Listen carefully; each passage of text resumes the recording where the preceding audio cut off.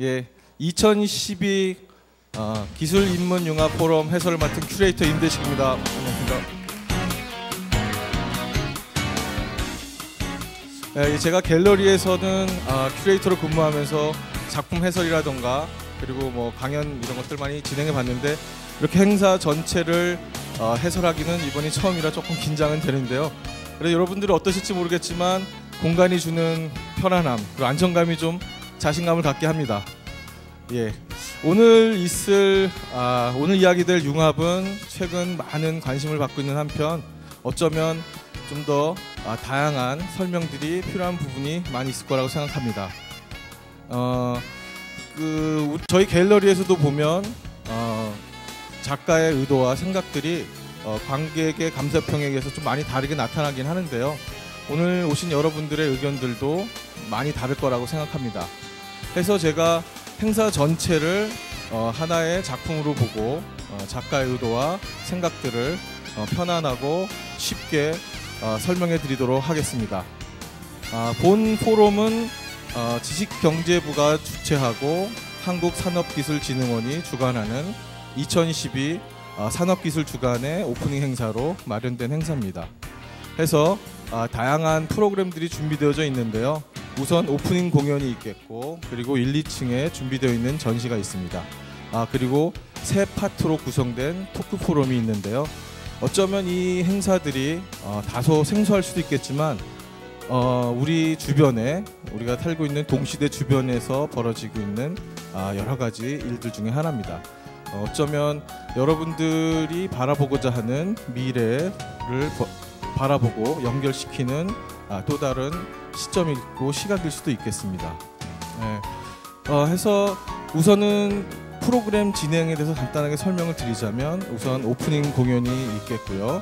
그리고 오프닝 공연에 이어서 본 포럼을 마련한 기술인문융합 창작소 이남식 소장님께서 인사 말씀을 해주시고요.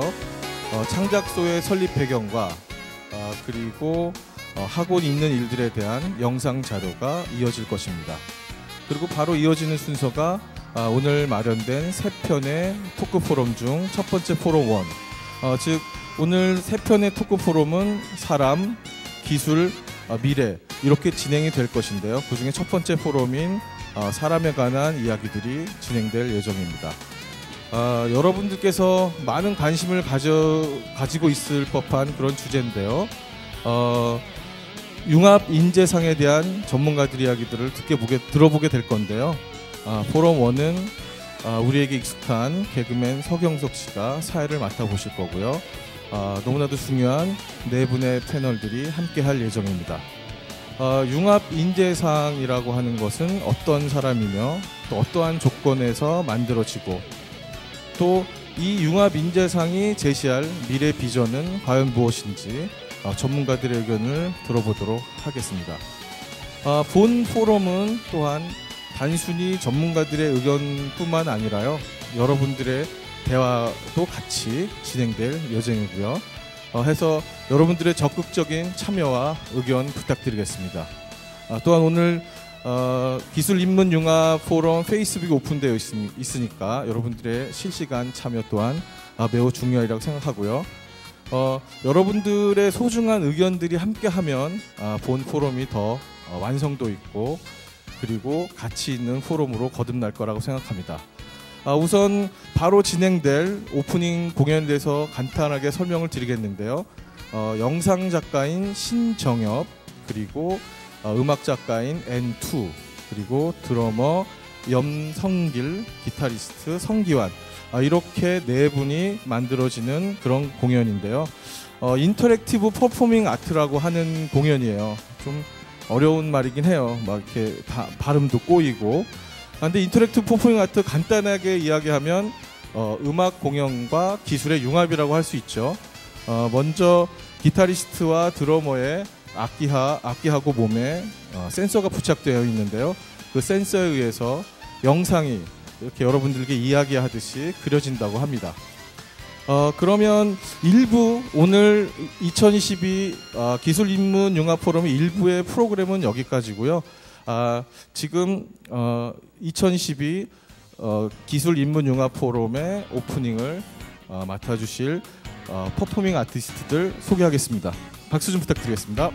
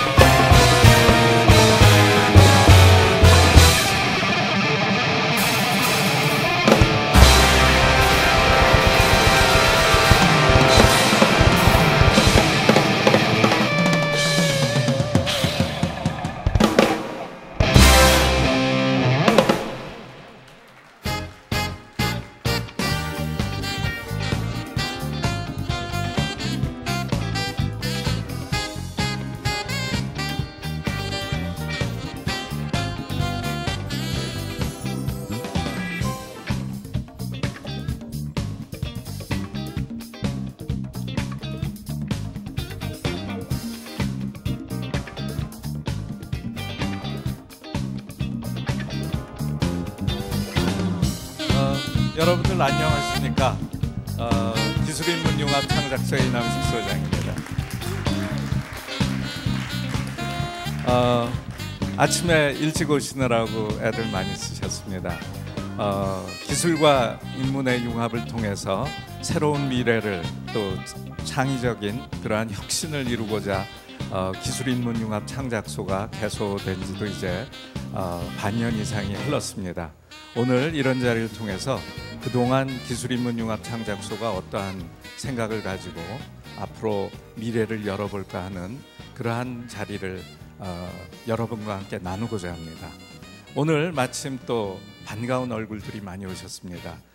윤상직 지식경제부 차관님께서도 오셨고요. 또 김용근 또 한국산업기술진흥원장님도 오셨습니다. 또 이동만 카이스트 시티대학원장님, 또 진중권 동양대학교 교수님들, 또 그리고 여러분들, 또 특별히 수원 테크 하이스쿨 아주 멋진 그 교복을 입고 들어오셨는데요. 또 오늘 또 좋은 연주해 주신 분들과 우리 모두를 위해서 큰 박수로 시작하도록 하죠.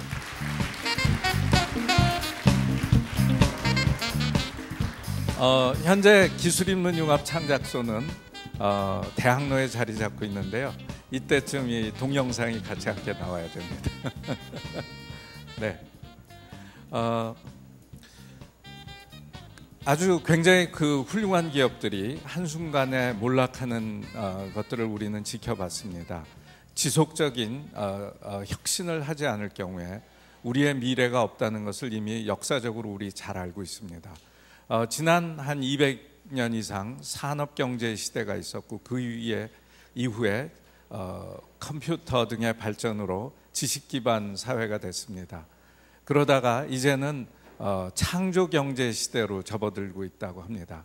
이러한 새로운 시대에 우린 더 이상 앞으로 미래를 향한 지도가 없습니다. 이제 그러한 지도를 만들기 위해서 우리는 어느 곳으로 가야 될지, 왜 그리로 가야 될지, 또 그리고 인류 사회를 위해서 우리는 어떠한 기여를 해야 될 것인지, 이런 것들을 진지하게 토의해야 될 시대에 우리가 만나게 된 것이 아닌가 생각이 됩니다. 이럴 때 기술인문융합 창작소는 매우 적기에 이러한 차원에서 지식경제부에서 만들게 됐고, 오늘 산업기술주간을 여는 오프닝 행사가 이제 새로운, 어찌 보면 산업기술 2.0의 시대를 열기 위해서 오늘과 같이 이러한 행사로 열게 된 것을 대단히 기쁘게 생각을 합니다. 오늘 여러 가지 토론들이 이어질 텐데 여러분들 끝까지 즐겨주시면 좋겠습니다. 또 그리고 여러분들이 함께 참여해서 정말 진정한 미래가 어떻게 탄생될지, 또 우리는 진정한 인간의 가치와 또 인류 사회가 요구하는 것이 무엇이고 그것과 기술이 어떻게 융합이 될 때 보다 멋진 미래가 탄생하게 될지, 또 어떻게 하면 우리가 꿈꾸는 세상들을 만들어 볼 것인지 여러분이 다 함께 해주셔야 할 것입니다. 이 일을 위해서 앞으로도 지식경제부가 앞장서서 정말 대한민국의 미래를 만들어 갈 것이고요. 또 이 자리에 있는 또 미래의 꿈나무들이 그 일에 함께 할 것입니다. 보시는 것처럼 문화관광부와 또 지식경제부가 손을 잡았습니다. 이제는 기술과 예술과 인문과 이러한 것들이 융합됨으로써 보다 멋진 미래를 만들어가게 될 것입니다. 다시 한번 오늘 이 아침에 함께해 주신 여러분들께 감사드리고 오늘 하루 열심히 즐겨주시기 바랍니다. 감사합니다.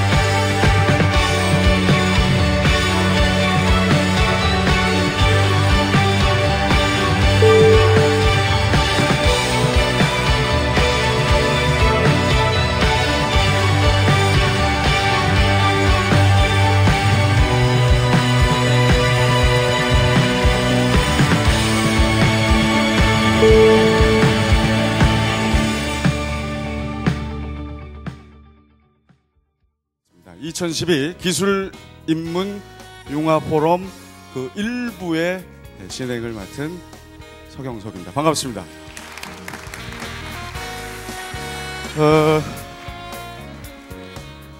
제가 저 당부 말씀을 드렸음에도 불구하고 이렇게 박수 소리가 커지지는 않았거든요. 그렇지만 열심히 치려고 노력하셨고 대부분 저 남성 관객들이 많이 있으셔서 약간 저 침울해질 수 있는 객석 분위기를 살려주신 여성 한 분께, 그리고 아주 별거 아닌 사람을 환대해 주신 여성 한 분께 제가 저 진행자 재량으로 요 초콜릿과 견과류의 융화, 요 페레로 요 초콜릿을 선물로 드리겠습니다.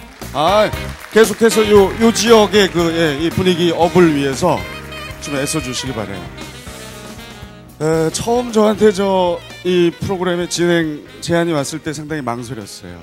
기술 인문 융합 포럼. 일단 제목 자체가 상당히 좀 부담스러워 보이죠. 하지만 다시 한번 생각해보면 참 별거 아닙니다.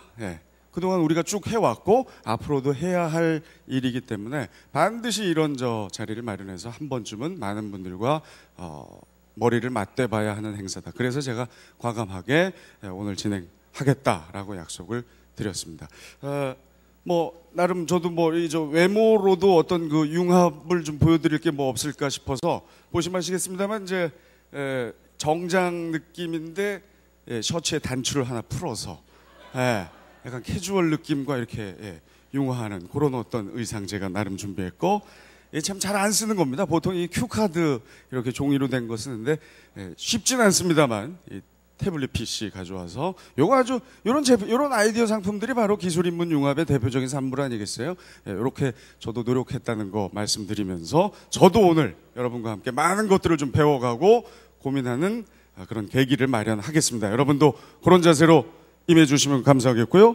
자, 오늘 기술 인문 융합 포럼 그 첫 번째 행사인 인간을 주제로 한 그런 이야기를 나눠주실 전문가분들을 한 분 한 분 소개해드리겠습니다. 나오실 때마다 저 나올 때 박수 안 치신 건 괜찮은데 이분들은 좀 크게 좀 환영을 해주셔서 많은 좋은 이야기 좀 들을 수 있도록 여러분이 격려해 주시기 바랍니다. 먼저 윤상직 지식경제부 제1차관을 모시겠습니다. 반갑습니다.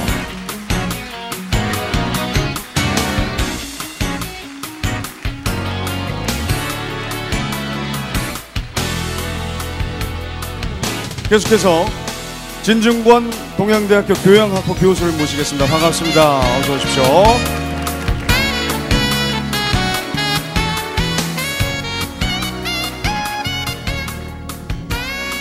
자, 그리고 이동만 카이스트 문화기술대학원 원장께서도 오셨습니다. 반갑습니다.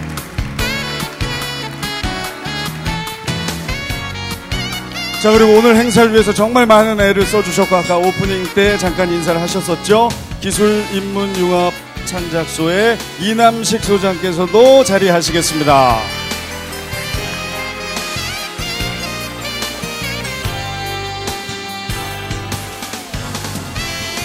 네, 서로들 좀 인사 나누시고. 아까 이미 대기실에서 다 악수하신 걸로 아는데 이렇게 다시 한번 악수하시는 모습 아주 좋습니다.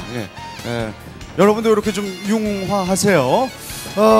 일단 지금 요 테이블에 저희가 판넬을 나눠드렸거든요. 여기 보시면은 먼저 좀 도와주세요.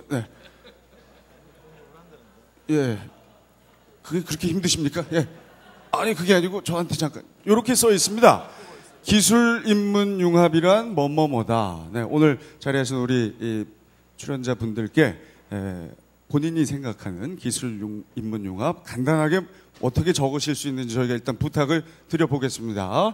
자, 각자 펜으로 좀 써주시고 우리 패널분들께서 쓰시는 동안 여러분께도 한번 질문 드려볼게요. 네. 기술 인문 융합이란 뭐뭐뭐다. 어떻게 생각하시는지 가운데 쪽에 한번. 기술 인문 융합이란 먹고 사는 거다. 먹고 사는 거다. 생각을 많이 안 한 티가 아주 역력한데요. 그래도 뭔가 심오한 뜻이 있어 보입니다. 자, 먹고 사는 거 이유를 좀 설명해 볼까요? 기술 인문 융합이란 먹고 사는 거다. 먹고 사는데 필요한 건 것 같아요. 먹고 사는데 반드시 필요한 것이 기술 인문 융합이다. 정말 좋은 얘기 해주셨습니다. 예. 뭐 무슨 얘기가 필요하겠습니까? 인간이 살아가는데 지금 현재 시점에서 가장 필요한 것이 기술 인문 융합이다라는 의견을 우리 학생이 제시해 주셨고, 이제 거의 패널 분들이 다 쓰셨기 때문에 한 분 한 분 요걸로 첫 인사를 대신 해보겠습니다. 먼저 우리 이동만 원장님 거부터 한번 볼까요? 자, 기술 인문 융합이란 경계 뛰어넘기다. 네, 무슨 말씀이신지요? 네, 마이크. 네, 나오고 있습니다. 저는 요새 뭐 여러 군데에서 얘기할 때 보면 융합이란 말이 그 동안에는 자기를 가운데 두고 바깥의 다른 부분들을 이렇게 가져오는 거로 말씀들을 많이 하시더라고요. 근데 진정한 융합이라고 하면 자기가 갖고 있는 그 바운더리를 깨부시고 다른 사람 각도에서 바라봐서 새로운 부분을 창출하는 것이 저는 기술 인문 융합이라고 생각합니다. 그래서 경계 뛰어넘기라고 생각합니다. 자기 그 벽을 닫아놓고 가는 것이 아니라 열고 주고받는 것이다. 아유, 좋은 말씀이십니다. 자, 그리고 우리 윤상직 차관님께서도 한번 볼까요? 뭐라고 쓰셨는지. 사람을 위한 것이다. 사람을 위한 것이다. 네. 됩니다. 기술 융합이라는 게 왜 우리가 이렇게 자꾸 하려고 하고 있냐 그러면은 결국은 사람들이 감동을 잘 하질 않습니다.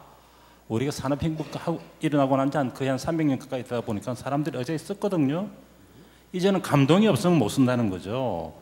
그 사람의 감동을 주기 위해서 표현은 사람을 위한 것, 이런 식으로 해서 기술 융합이 필요로 하는 것이지 다른 것은 아니라고 생각을 합니다. 저 생각에는. 그래서 좀 사람에 대해서 우리가 아첨하기 위해서 생각하고 있는 것이 기술 융합이 아닌가, 그렇게 생각을 합니다. 네. 더 이상 이제 사람을 감동시키지 않는 기술은 필요하지 않다. 자, 이제 우리 진중권 교수께서는 기술 인문 융합이란 혹은 활시위다. 네. 네, 시위란 말을 쓴 거는 왜냐면 활하니까 활다가 되잖아요. 그래서 활이를 쓰려니까 좀 이상해서. 네네. 활시위는 그 팽팽한 긴장이 있습니다. 하나는 튕겨나가려고 하고 하나는 잡아당기려고 하고, 사실은 인문학하고 기술은 굉장히 다른 목표를 추구합니다. 왜냐하면 인문학은 리버럴 아츠라고 할 때 리버럴이란 말은 원래 영업, 생업으로부터 자유로운 이런 거고요. 테크놀로지는 아시겠지만은 생업 자체가 아니겠습니까? 그래서 또 그 자연과학이나 공학은 자연을 있는 그대로 in itself로 하지만 항상 인문학은 그 자연을 본다 하더라도 그 인간에 대해서 갖는 의미, 가치 이런 것이기 때문에 방법론도 굉장히 다르지만은 요즘은 이제 오월동주처럼 서로 원수같이 지냈지만은 또 다시 같이 그 오월동주처럼 같은 배를 타야 되는 상황인 것 같아요. 그래서 제가 볼 때는 그 기술 융합이란 그 인문 융합이란 건 결국은 튕겨나가는 활을 당기는, 그래서 그 팽팽한 긴장감 속에서 활에 뭐랄까 힘이 나오지 않습니까? 그런 것이라고 생각합니다. 네, 활에 또 비유를 해주셨습니다. 활은 제가 참 애착을 갖고 있는 물건이기도 합니다. 제가 화살. 자, 그리고 이제 이남식 소장님은 뭐라고 쓰셨는지 멀리 계셔서 제가 직접 기술 인문 융합이란 와우다. 와우다. 역시 와우라는 감탄사죠. 이미 차관님께서 기술이 감동을 주어야 될 텐데, 그러기 위해서는 이런 기술과 인문의 만남을 통해서 진정한 인간 가치를 향상시켜야 될 텐데요. 이 와우는 World of Wish, 우리들의 꿈입니다. 결국 우리가 꿈꿀 때 우리들의 미래가 있지 않겠습니까? 이 자리에 계신 모든 여러분들의 꿈이 미래가 될 것입니다. 네, 자, 네 분 얘기 다 참 잘 들었다는 의미의 박수 한번 보내주시고, 역시 이남식 소장님이 행사를 준비하셨기 때문에 준비를 철저히 와우로 끝날 줄 알았는데 돌리면 이제 월드 오브 위시가 나오는 아주 전략적인 판넬을 작성해 주셨습니다. 자, 뭐 간단하게 첫 마디만 들어봐도 오늘 시간이 정말 기대되거든요. 우리 네 분과 함께하는 2012 기술 인문 융합 포럼 그 첫 번째 주제, 인간과 관련된 이야기, 여러분의 큰 박수로 시작하겠습니다.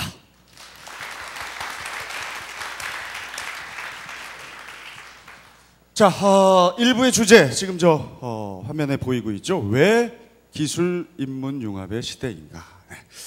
정말 요즘 뭐 기술 인문 융합 웬만한 곳에 가면 다 얘기들을 하고 강조를 합니다. 도대체 왜 이렇게 갑자기란 표현이 옳을지 모르겠습니다만 이렇게 좀 난리들인지 이유를 한번 우리 저 차관님께서 한번 먼저 열어주실까요? 네. 왜 이렇게 중요합니까? 결국은 이 기술 융합이라는 것도 근본적으로 제가 생각했습니다. 딱딱한 말씀을 드려서 죄송합니다만은 시장 경제 자본주의가 하나의 다른 형태로 발전한 게 아닌가 생각합니다. 그 전에는 물건을나 있는 걸 제공하는 것으로 만족했지만 이제는 감동까지 다 또 이게 배달해야 되니 어떻게 하면은 그 감동까지 배달할 수 있을까? 그 과정 속에서 생각한 것이 한 기술만은 안 되니까 또 기술만 가지고도 안 되고 다른 상상력도 필요하니까 그러다 보니까 기술 간에도 융합시키고 또 인간이 가지고 있는 상상력까지도 같이 이렇게 융합이 돼야 되니까 아마 기술 융합이라는 것이 매우 필요하고 또 이런 부분에 또 이렇게 촉발시킨 분이 스티브 잡스죠. 또 테크놀로지 앤드 리버럴 아트 해가지고 그 교차로 있다고 자기네 제품 막 주장하니까 확산된 게 아닌가 싶은데 어차피 가야 될 길이라고 생각합니다. 저희들은. 네. 자연스러운 어떤 그 시대적인 요구이다. 자, 그럼 지금 여러 번 얘기합니다만 일단 기술 인문 융합 뭐 다들 아시겠지만 다시 한번 정확한 정의를 우리 이남식 소장님께서 좀 내려주시고.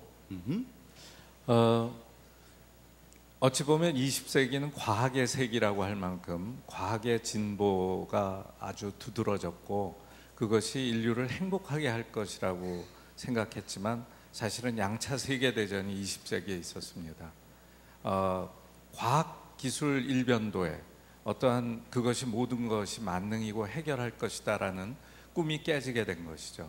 왜 과학 기술이 발전했음에도 불구하고 인류가 충분히 행복하지 못할까 하는 그러한 데서부터 우리는 진정으로 과학 기술이 올바른 방향으로 발전하기 위해서는 인문학적인 기반 또는 왜 사는가 또는 어떻게 살아야 하는가 또 무엇이 필요한가 이러한 것들이 가미된다면 지금 기술적인 그 소위 인프라는 충분히 있는데 어디로 가야 될지 목적을 잃어서 좋은 것들이 못 나올 수도 있습니다. 그래서 이제는 좀 방향성 있고 문제를 해결하는 중심의 그런 기술 개발이 되는 데는 기술 인문 융합이 반드시 필요하지 않나 생각을 합니다.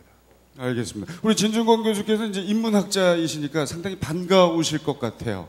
네, 인문학이 이제 정말 필요하다. 네, 어떤 입장이십니까? 인문학의 관점에서 말씀드리자면은 사실 인류는 처음에는 그 상상력의 시대에 살았습니다. 전체 선사 시대 때는 그러니까 가상이 곧 현실이 된다고 믿는 주술의 시대였죠. 그러다가 그러니까 자기 소망을 환상적으로 이루는 겁니다. 주술이라는 건. 하지만 이제 문자문화 시대 들어가면서 사람들은 분별력을 갖게 됐죠. 가상은 가상이고 현실은 현실이고 그래서 현실을 정확하게 연결해서 테크놀로지를 이제 발달시키게 됩니다. 그때는 분별력과 이성과 기술의 시대죠. 근데 현대는 어떠냐면 또다시 마법의 시대예요. 상상을 하게 되면 그게 정말로 현실이 됩니다. 왜냐하면 우리한테는 테크놀로지가 있기 때문에. 그래서 오늘날 우리가 가진 것은 기술적 상상력, 그러니까 선사시대 때의 상상력과 그다음 문자문화 시대의 테크놀로지가 결합돼서 테크노 이미지네이션이라는 기술적 상상력의 시대가 된 것 같고요. 우리가 보는 디지털 이미지라는 것들이 실제로는 손으로 그리거나 아니면은 뭐 정으로 깎거나 이런 것들이 아니라 텍스트 코드로 만든 그림, 즉 문자로 그린 그림이라고 볼 수 있습니다. 그러니까 모든 이미지 밑에는 뭐가 깔려 있냐면 논문이든지 아니면 어떤 굉장히 공학적 텍스트든지 아니면 인문학적 텍스트들 이걸 바탕으로 기획이 되거나 이런 것이라고 하는데 한마디로 알파 뉴머릭 코드로 만들어낸 이미지 이게 이제 오늘날 우리가 보는 세계라고 그게 또 세계가 됩니다. 현실이 되죠. 그때가 알파벳 코드가 바로 인문학이고 넘버, 뉴머릭 코드가 바로 공학이고 그다음 이미지 그게 바로 예술이고 이 세 가지 융합이 좀 되는 거고 바로 이 능력 저는 그걸 상형문자 능력이라 그러는데 이것이 링기스틱 컴피턴스 문자문화 때는 그냥 알파 뉴머릭 코드만 하면 돼요. 영어 수학자로 하면 됩니다. 이제는 그게 아니라 이 상형문자적 능력을 갖는 것이야말로 진짜 언어 능력이라고 보고요. 최근에 이제 인문학에 왜 들어왔느냐? 그 인터페이스 디자인의 문제라고 생각을 합니다. 쉽게 말하면 이제 인터페이스라는 걸 좀 넓게 생각하면 기계와 인간이 만나는 그 지점이 다 인터페이스거든요. 근데 산업혁명 당시까지만 해도 상수는 기계였습니다. 기계를 먼저 만들어 놓고 거기다 인간을 강제로 뜯어 맞추는 그러니까 뭐 남한이나 북한이나 보면 인간 개조 얘기하면서 박정희 씨나 아니면 그 김일성 씨나 둘 다 농경적인 신체를 자연적인 신체를 강제로 기계에 맞추다 보니까 가장 기계적인 인간 그룹이 바로 군인이거든요. 상당히 군사문화적으로 이렇게 됐던 것들이 산업혁명적 모델이라고 한다면 정보화 사회에 들어오면은 인터페이스 디자인의 원칙가 완전히 뒤집혀 버립니다. 쉽게 말하면 상수가 인간으로 놓고 기술을 거기다 뜯어맞추게 되는 거죠. 그러니까 당연히 기술 개발을 위해서도 당시 인간에 대한 연구 그리고 그 전통적으로 해온 인문학의 도움이 필요하게 된 게 아닌가 이렇게 생각합니다. 네. 상당히 이저 기회가 오시면 상당히 할 얘기를 다 하시고 마무리를 하시는 아주 좋습니다. 하지만 좀 속도가 빠르시기 때문에 진행엔 차질이 없는 걸로 편하게 하시면 되겠어요. 중간중간 참 어려운 얘기 또 쉬운 얘기 이렇게 섞어서 해주셔서 참 좋습니다. 조금 더 쉽게 해주시면 더 좋을 것 같고. 자, 사실 이 기술 인문 융합 안 하고 있는 게 아니거든요. 여기저기서 그동안 해왔고 지금도 아주 활발히 진행 중이고 앞으로도 많이 계획돼 있습니다. 학교에서도 또 정부 차원에서도 기업에서도. 자, 우리 이동만 원장님께서 현재 어떤 것들이 진행되고 있는지 좀 소개를 해주십시오. 네, 뭐 일단 뭐 제 말씀 드리기 전에 네. 좀 전에 그 진인권 교수님 말씀하셨던 그 사회적인 어떤 기술적인 변화 굉장히 잘 정리해 주신 것 같아요. 저도 뭐 100% 동감하고요. 무슨 말씀이냐면 산업 사회에서는 그 기술이 만들어진 다음에 거기에 사람이 따라가도록. 그러니까 뭐 저는 컴퓨터를 전공을 했습니다. 근데 요즘 문화기술이라는 부분을 두면서 인문학자, 예술 하시는 분, 사회학자 분들하고 굉장히 많은 교류를 하고 있는데 컴퓨터 하는 사람 입장에서 보면 컴맹이란 말 여러분 많이 들어보셨죠? 왜 컴맹이란 말이 생겼을까요? 우리가 좀 전에 진 교수님 말씀하신 것처럼 컴퓨터를 만들어 놓고 그 다음에 네가 알아서 배워라. 근데 그 또 한 가지 예를 한번 제가 한번 융합하는 부분을 드려봐 드릴게요. 그 뭐 다른 분들 아이폰 안 쓰시는 분도 있겠지만 그 아이폰 쓰시는 분하고 이게 처음에 나왔을 때 한 5년 전에 나왔는데 이거보다 한 1, 2년 전쯤에 마이크로소프트가 먼저 이 스마트폰을 만들었습니다. 근데 그때 삼성 블랙잭이라고 나온 거 기억하시는지 모르겠어요. 그 블랙잭이 그래도 히트를 쳤는데 스마트폰으로. 근데 거의 사람들이 안 썼어요. 잊혀졌거든요. 근데 왜 그랬을까요? 아마 기억하시는 분들은 모르겠지만 마이크로소프트의 제가 봤을 때 빌 게이츠는 이거를 컴퓨터라고 생각했던 것 같아요. 그래서 제가 사실 물어봤습니다. 마이크로소프트에 한 3년 전에 갔을 때 너희들 실패한 이유가 뭐냐고 물어봤더니 타겟 유저를 그 사무실, 그러니까 소위 말하는 컴퓨터 쓰는 사람들을 해서 타겟을 했다는 거예요.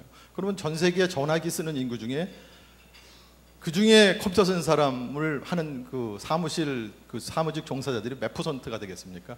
20억 인구 중에 10억 정도가 지금 전화기를 쓰고 있는데, 근데 그 반면에 저는 빌 게이츠 대신에 스티브 잡스는 그 마켓을 본 것 같아요. 근데 그 마켓을 보면서 그 사용자, 기존에 쓰던 폰 사용자들이 어디에 중심을 두는데 그 전에 나왔던 폰 인터페이스랑 똑같이 만들었거든요. 물론 컴퓨터 기능을 집어넣어서 굉장히 그 이상의 작업을 할 수 있게 만들고, 결국 그 얘기 무슨 그거를 저는 굉장히 잘 포장을 했다고 생각해요. 그리고 그 부분이 기술을 중심으로 둔 게 아니고 사용자들, 사람을 중심으로 둔 것이 기술 인문 융합에 요즘 촉발하는 그 시작이 되었고, 저희들 잠깐만 이 기회를 빌어서 말씀 많이 하신다고 또 말씀 많이 한다고 하겠지만, 저희들 그 문화기술대학원이 그 문화부에서 2005년부터 이렇게 시작해서 과학원 안에 굉장히 유니크한 부분이거든요. 카이스 여러분 아시겠지만 과학기술 하는 데입니다. 자, 아까 또 제가 진 교수님이 또 좋은 말씀하셔서 또 인용을 제가 하겠습니다. 아까 인문은 리버럴 아트, 영어로 표현하면 굉장히 자유스러운 사고, 틀을 깨는 부분이거든요. 근데 기술은, 저는 기술자지만 기술은 틀을 만드는 것 같아요.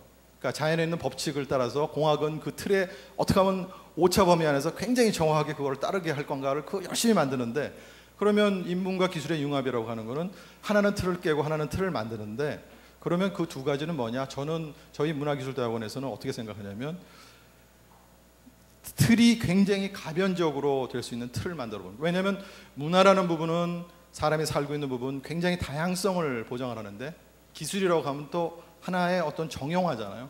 근데 정형화되지 않은 틀, 굉장히 가변적으로 변할 수 있는 틀, 그게 기술 인문 융합의 예고, 또 이런 아이폰으로 나타나고 요즘 스마트 TV 다양한 형태로 나타나는, 요즘 뭐 자동차도 소셜카라고 해서 사람들이 어떤 살아가는 공간 중에 한 부분으로 생각해서 예전에 생각했던 단순히 교통수단으로 머무는 게 아니고 사람과 사람이 소통하고 사람과 공간과 소통하는 그런 형태로 바뀌어가고 있거든요. 이제 그런 경계 뛰어넘기가 아까도 말씀드렸지만 기술 인문 융합으로 나타난 여러 가지 사례라고 저는 생각을 하고 있습니다. 그렇군요. 그 카이스트에서도 그런 연구들 예, 많이 하고 계시죠? 네, 그거 뭐 네. 나중에 좀 더 물어봐 주시면 조금 자세하게 하겠습니다. 지금 할까요? 지금 물어봤어요. 네, 그렇군요. 네. 네, 이렇게 아까 제가 첫 질문이 그거였거든요. 처음 네, 드린 질문. 예, 그렇군요. 어떤 것들을 네, 하고 계신지. 앞에 여러분이 계시다 보니까 아이폰은 실례지만 이게 버전이 지금 아이폰 3입니다. 3G, 예, 3G.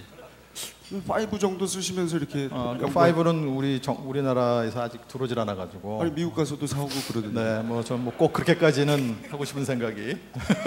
폴도 쓰고 계시는 거예요 지금 진 교수? 네.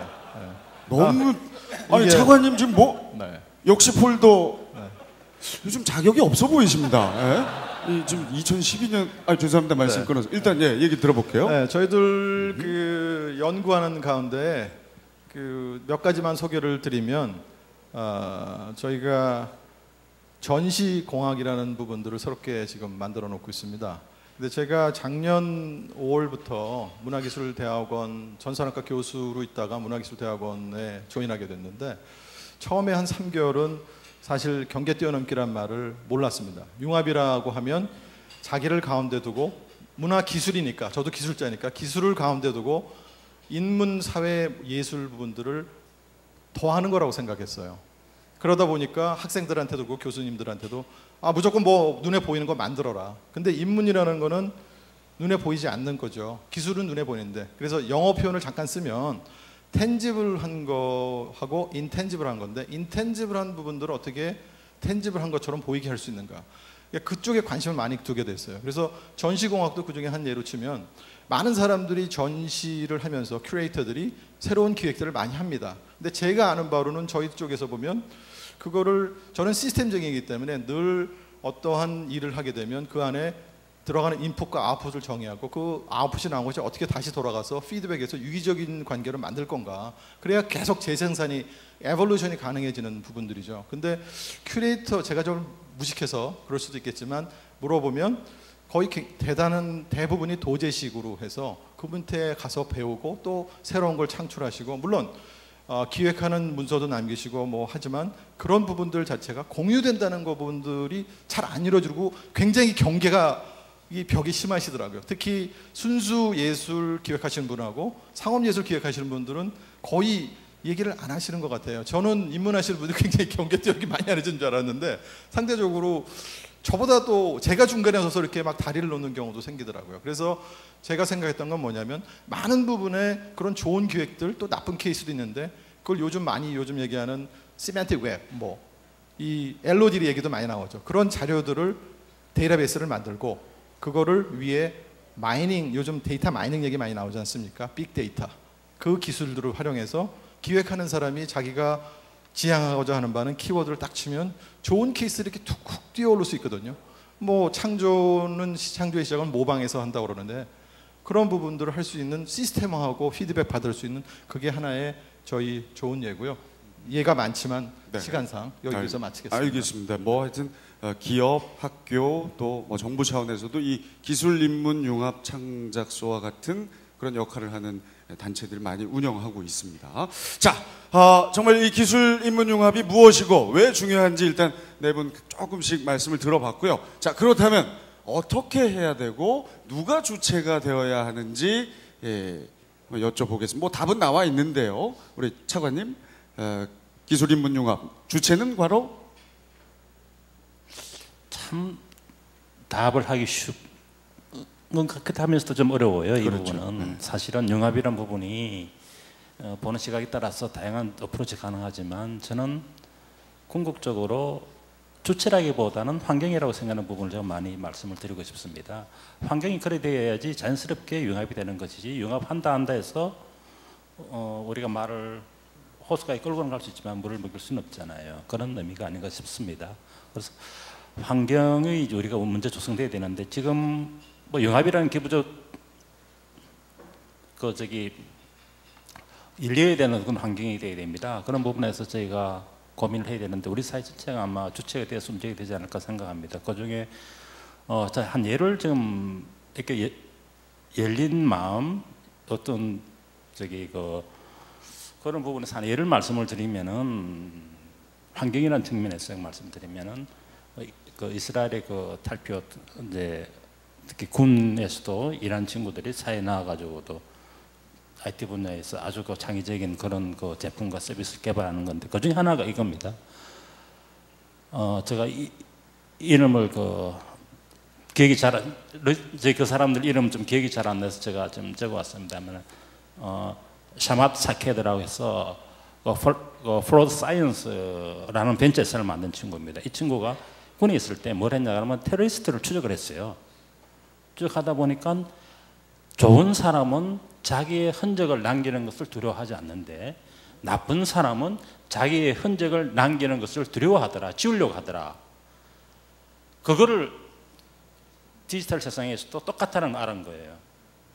그래서 이 장면이 이 아이디어를 들고 페이팔이라는 그 온라인상에 우리 왜 그 금융 결제를 하는 그 회사 있잖아요. 그 회사가 계속 비즈니스를 하기 위해서는 프로드, 사기 부분을 잘 찾아내야 됩니다. 그래서 이 사람들이 몇천 명의 인원을 고용하면서 쭉 일을 하고 있는데 이 사람이 와가지고 우리는 그러니까 며칠만 해치울 수 있다. 깜짝 놀란 겁니다. 이게 가능하냐? 가능하다. 왜? 그 이야기를 한 거예요. 디지털 세상에서도 착하게 사기치지 않으려는 사람은 그냥 자기 흔적을 그냥 남기는 데 두려워하지 않고 사기치려는 사람은 다 디지털 그 발자국을 없애려고 그런다. 그거만 없애려는 사람만 잡으면 된다. 라고 해서 안 믿기니까 페이팔에 있는 그 간부가 실제로 자기네들이 검증했던 데이터 10만 건을 줬대요. 한 4년 걸릴 거로 생각했대요. 4년. 그런데 4일 만에 해고 왔다는 거 아닙니까? 그게 바로 우리가 환경이거든요. 서로 간의 융합이라는 것은 남의 아이디어를 채용할 수 있고 이런 환경인 부분인데 그 딱딱한 군에서 일어난 일도 쓸 수 있는 그런 환경들, 들어주는 환경들 그런 부분이 있기 때문에 저는 융합의 주체라는 것은 개개인의 노력이라기보다는 우선 우리 사회 환경이 그렇게 필요성을 인식을 하고 그렇게 정부도 가져야 되고 개인도 따라가줘야 되고 기업도 따라가줘야 되고 그런 과정 속에서 융합이 일어나는 것이지 물론 뭐 몇 넘버 사람이 그런 스티브 잡스 같이 그런 기술과 인문하고 융합이라는 부분을 주창을 해서 크게 이제 임팩트를 줄 수도 있습니다만은 근본적으로 우리가 융합이 되기 위해서는 주체라는 것은 우리 환경이고 환경이라는 것은 모든 사람들이 같이 가야 된다고 그렇게 생각합니다. 그 부분에 정부도 하나의 노력을 하는 주체로서 일을 제대로 하겠습니다. 예. 장관님 아주 좋은 말씀해 주셨습니다. 예. 이제 뭐 결론은 이제 사람이 하는 거죠. 예. 융합이라는 거는 뭐 기계가 하거나 동물이 하는 게 아닙니다. 인간이 해야 될 일인데 그에 앞서서 가장 중요한 것은 환경적인 뒷받침이 되는 인식의 변화 필요하다고 다들 마음을 모아 주어야 된다는 아주 좋은 말씀을 해주셨습니다. 자, 그러면 여기 참여는 안 하셨지만 또 다른 분들은 어떤 생각들을 하고 있는지 융합형 인재 이제 사람 얘기로 넘어가겠습니다. 융합형 인재 어떤 사람이 융합형 인재인지 다른 분들의 의견을 영상으로 확인하겠습니다.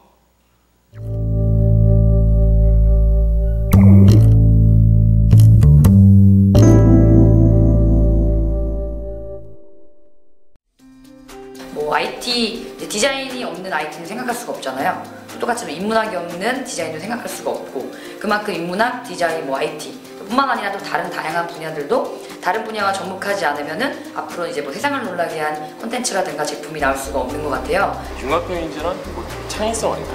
디자인을 하면서 이 창의성이랑 굉장히 중요하죠. 근데 왜 창의성이냐?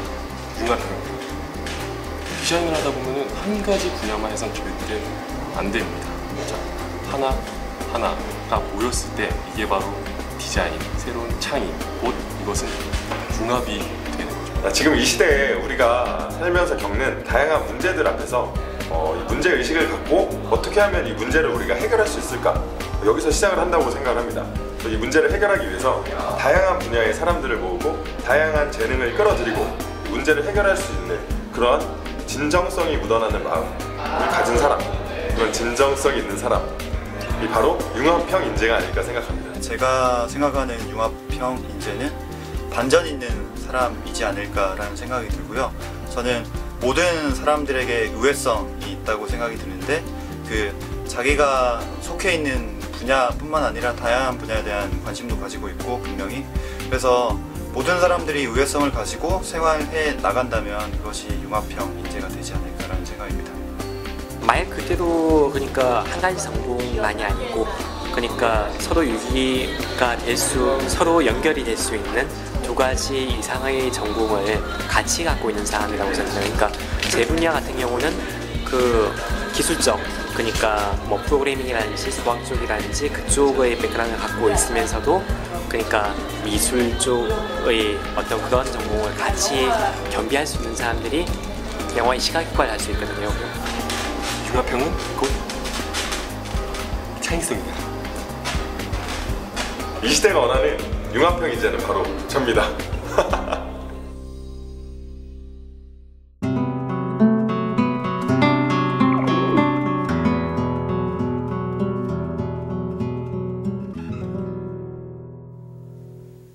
네, 영상을 보면서 자연스럽게 이제 두 번째 주제 융합형 인재란 무엇인가에 대해 이제 얘기를 나눠보겠습니다.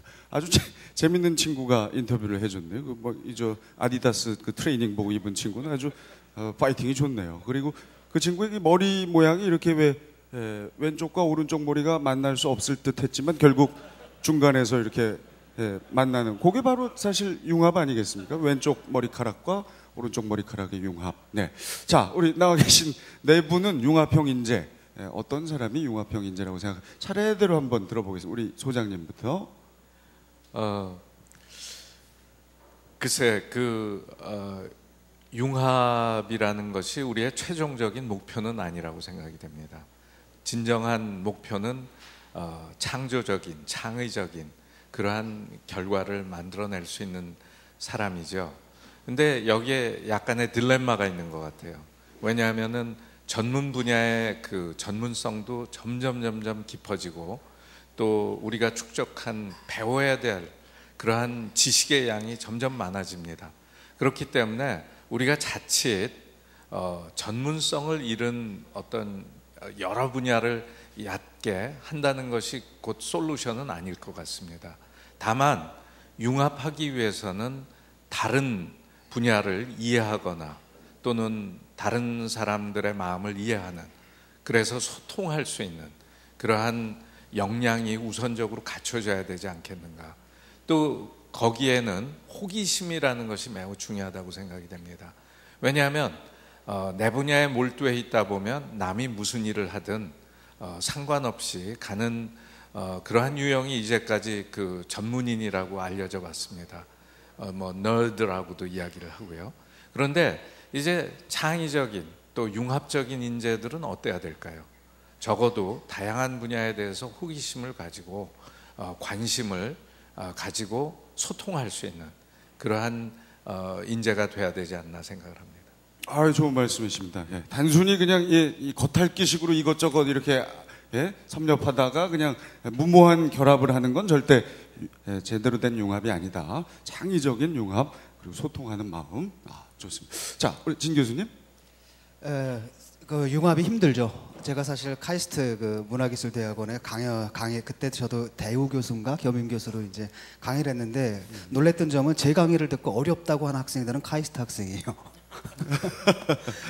그래서 이제 워낙 근데 카이스트 학생들이 설마 학습 능력이 떨어지는 학생들은 아니겠죠.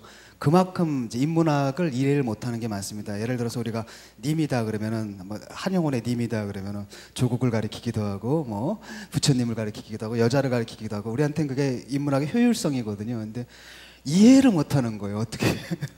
그래가지고 찾아와서 하도 기가 막혀서 그러면 안 배웠느냐? 고등학교 때 뭐 했느냐 그랬더니 과학고등학교를 다녔대요. 그래서 그럼 중학교 때 뭐 했냐 그랬더니 그때는 과학고등학교를 갔어야 했다고. 그래가지고 했는데 또 하나는 이제 예술가들하고 또 공학자들을 만나도 문제가 생깁니다. 예술가들은 공학을 몰라요.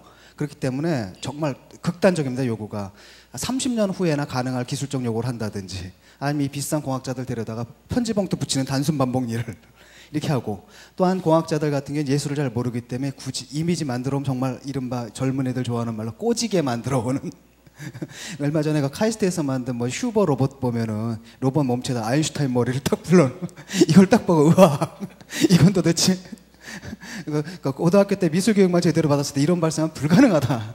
이런 문제가 있다는 거죠. 그래서 사실 힘듭니다. 그래서 뭐냐면 이게 세팅 자체를 바꿔야 되거든요. 그래서 인문학 하는 사람이 공학을 다 할 필요는 없어요. 근데 접점은 마련해야 됩니다. 그러니까 예술가들도 공학과 인문학과의 접점들 각각 접점을 마련하면 되고요. 아까 그 뭐 이른바 T자형이라 그랬잖아요. 전문화는 할 수 없습니다. 인간의 발달은 앞으로도 계속 전문화를 통해서 이루어지는데 이제는 문제는 T자형으로 가야 되는 거거든요. 또한 넓게 알려서 접속을 해야 되고 이 깊이와 이 T자 그래서 하이브리드를 만들어내는 게 새로운 정보 창출의 양식이거든요. 그리고 멀리 떨어져 있을 때 가장 창의적입니다. 그러니까 뇌과학에서도 사람이 창의적일 때 보게 되면 평소에 연결되지 않는 부위가 이렇게 연결돼 버리잖아요. 그건 마찬가지로 또 아리스토텔레스도 그런 얘기를 합니다. 그러니까 시에서 뭐 은유를 맞추는 거, 라임 맞추는 건 가르칠 수 있지만 은유를 만드는 능력은 가르칠 수가 없는데 은유는 뭐냐면 A와 B라는 서로 상이한 사물사이에서 갑자기 유사성을 발견하는 능력인데 그 은유가 효과적이려면 A와 B가 가능한 한 멀리 있어야 된다. 그리고 저도 이제 사실은 창의적으로 컴퓨터로 이겨본 적이 있거든요. 제가 이제 바둑이 제 동생 말에 따르면 56급이라 그럽니다. 그러니까 거의 못 둬요. 근데 이제 컴퓨터로 이제 처음 초기 컴퓨터 나왔을 때 바둑을 뒀는데 얘가 저보다 똑똑한 겁니다. 그때 제가 인간의 장점을 이용했습니다. 왜냐하면 여기서 두다 안 되면 귀퉁이에다 하나 둬요. 그다음 저쪽 귀퉁이 하나 갑니다. 이쪽 귀퉁이 하나 오면 얘가 헷갈리기 시작을 해요. 그건 뭘 말하냐면 멀어지면 멀어질수록 비트 처리 용량이 늘어나는 거죠. 감당을 못하는 거잖아요. 그래서 그걸 가지고 제가 컴퓨터를 이겼던. 그건 뭘 말하냐면 이게 멀리 떨어진 정보랑 이렇게 연결이 될 때 그 정보량이 확 늘어난다는 걸 의미하는 것이겠죠. 그래서 저는 융합형 인재란 바로 그런 거. 자기의 전문 분야와 굉장히 넓은 가능한 한 멀리 떨어진 부분과 갑작스러운 연결을 만들어낼 수 있는 그런 인재라고 생각합니다. 알겠습니다. 네. 상당히 오늘 아주 첫 인사부터 좀 온화하게 토론을 진행해 주셔서 웬일이신가 했는데 결국은 이제 카이스트 학생들에게 일침을 가하는 얘기. 그게 저 오래전 얘기시죠? 예, 몇 년 전 얘기. 그렇죠. 아니, 근데 네. 상당히 지금 기분 나빠하셨거든요. 우리 이동관 원장께서. 그게 아니라. 지금 뭐 언제적 얘기를 하고 있나 뭐 이런 표정이세요 지금. 네. 그러니까 그 멘탈 세팅이 다르다라는 거니까 인문학 C.P. 스노우라는 사람 얘기한 것처럼 정말로 그 인문학 하는 애들은 이제 기술이나 이런 거 전혀 모르고. 그다음 이쪽은 또 모르고 그러니까 제가 말하는 건 뭐 어디가 뭐 이런 게 아니라 그러니까 그만큼 힘들다. 그렇죠. 라는 거죠. 알겠습니다. 근데 아까 이제 카이스트 얘기 이만큼 하시고 저 인문학 하는 애 치고 요만큼 얘기하셨어요. 뭐야 지금 한번 붙자는 겁니까? 아닙니다. 죄송합니다. 예. 제발 이 자리를 떠나지만 말아 주십시오. 네. 자, 원래는 저 차관님이 하셔야 될 차례신데 뭐 얘기 나온 게 바로 그럼 이제 카이스트에 계시는 우리 이동만 원장님께서는 융합형 인재. 네, 감사합니다. 제가 제일 마지막이라서 할 말이 없을까 했는데 차관님이 걱정을 하셔야 될 것 같아요. 저희가 다 얘기하면 그러나 또 정부에서 보시는 부분도 있으니까. 저는 첫 번째 이 질문에 대한 답은 문제 중심적 사고를 하는 사람이 융합형 인재라고 생각합니다.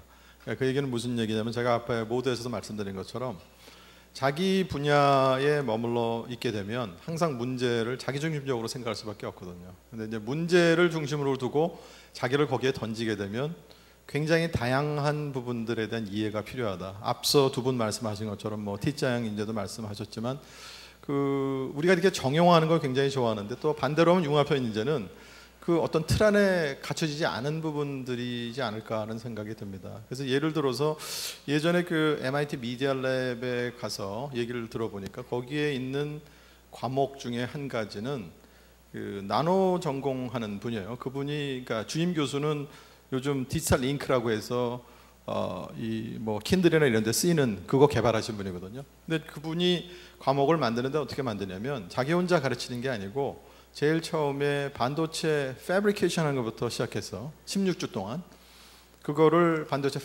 처음에 설계하고 패브리케이트하고 만들어서 마지막에 상품까지 가는 거를 쭉 과정을 다 거쳐갑니다.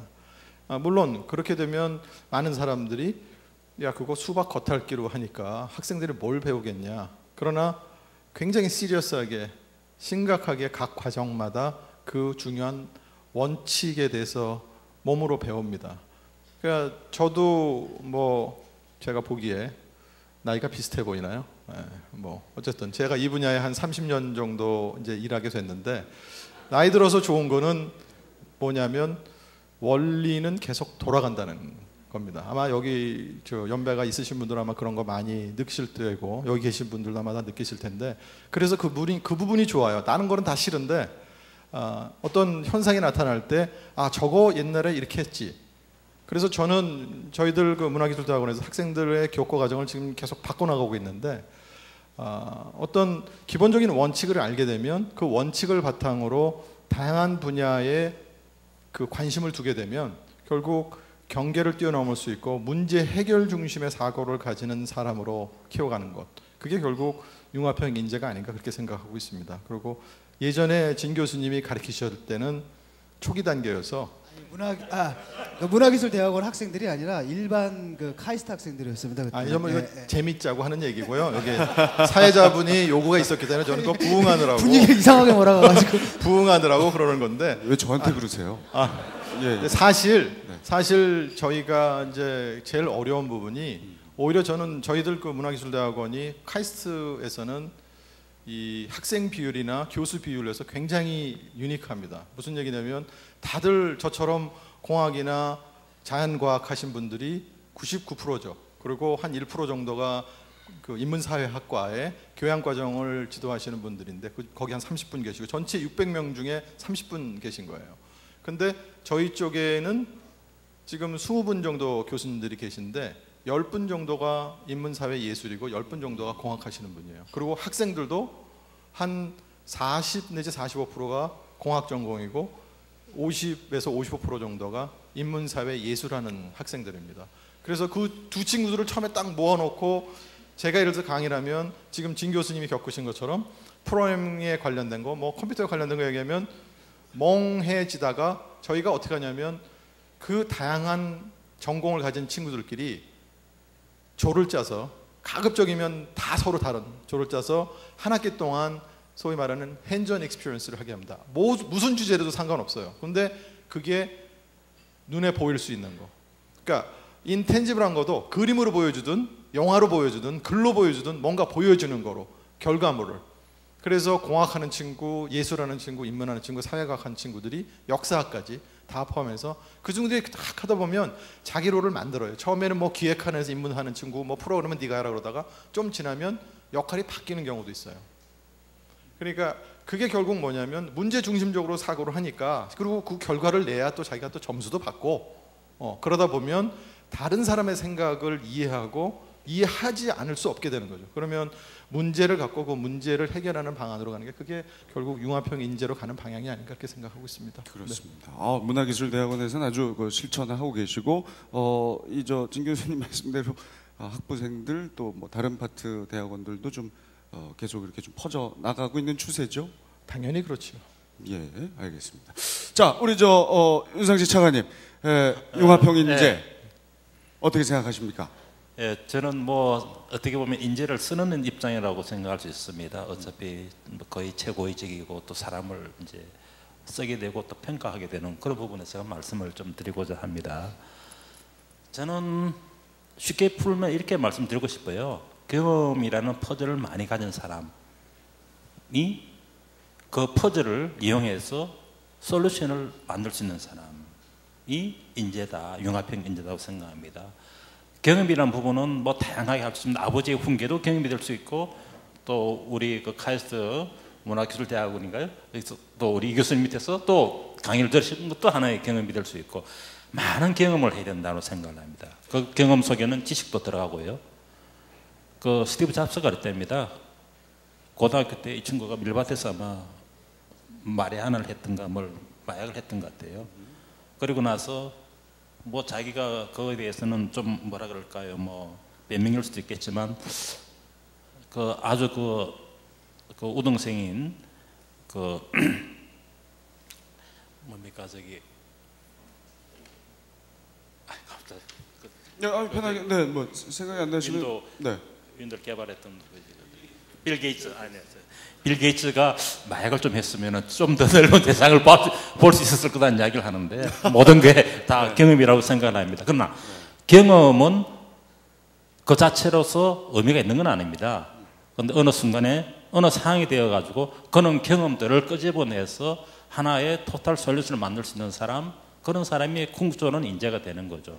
두 가지 조건이 아닙니다. 우리말에도 구슬이 서말이라도 깨어야 보배다. 구슬이 서말의 경험을 가지고 있는 사람이 결국은 깰 수 있는 능력, 그것이 바로 인재라고 그것이 바로 융합형 인재라고 생각합니다. 저희들도 일을 하다 보면은 사무관 때 굉장히 많은 솔루션을 원하지는 않습니다. 그 사람들의 경험들을 쌓아주게 만들고, 그 다음에 쌓아주게 만든다는 것은 거꾸로 말씀하시면 그런 경험들을 많이 가질 수 있도록 노력해야 됩니다. 그러고 나서 중간 간부, 과장, 국장이 되면은 그것을 가지고 깰 수 있는 사람입니다. 그건 아마 행정도 마찬가지고 기업도 마찬가지고.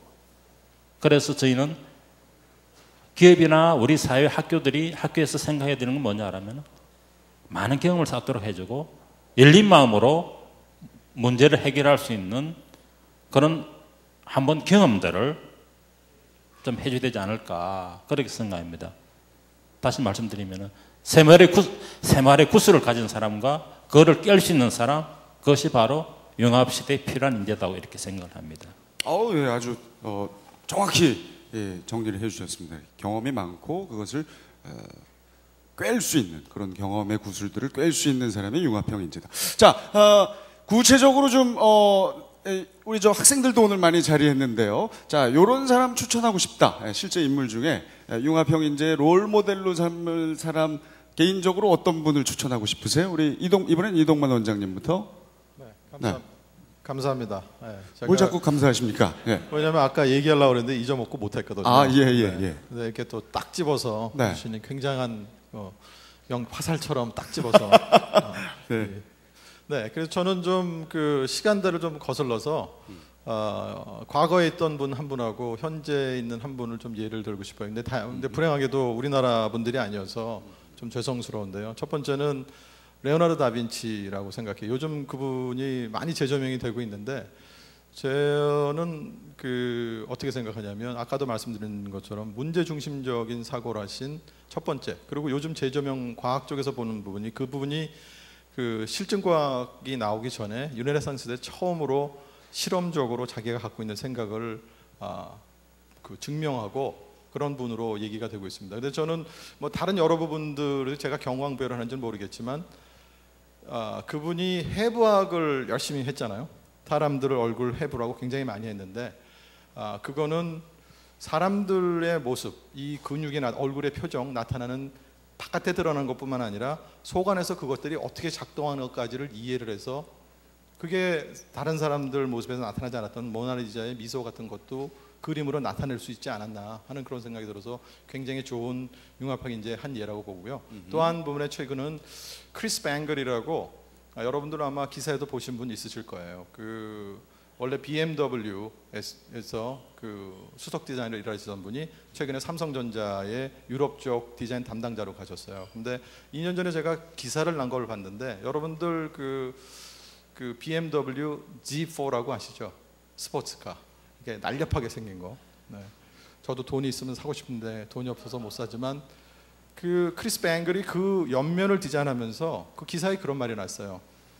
내가 이 옆면을 디자인하면서 무슨 생각을 하고 디자인을 했는가. 근데 그 사람은 그 옆면 디자인을 할 때 이브가 에덴 동산에서 선악과를 딱 깨물었을 때 느꼈을 그 부끄러움, 인간적인 부끄러움. 결국 자동차 디자인을 단순히 어떤 기능적인 뿐만 아니라 이야기, 전설을 담음으로써 끊임없이 재창조할 수 있는 그런 부분을 얘기를 했다는 건데, 근데 그 친구가 왜 그럴 수밖에 없었던 것이 학부를 인문사회대학을 나오고 대학원을 디자인학교를 갔어요. 근데 아까도 잠시 말씀드렸지만 뒤에서도 뭐 그런 얘기가 나오겠지만 우리나라는 참 그렇게 하기가 힘듭니다. 인문사회에 나와서 디자인 가고 인문사회에 나와서 의대를 가고, 미국에 지금 예를 들어보면 미국 의사들 중에 60% 이상이 전공이 대부분 인문사회학입니다. 우리 같으면 자연계열이 제일 높겠죠. 근데 사람을 다루는 직업인데 우리는 기능 중심으로 너무 많이 생각을 하는 것 같아요.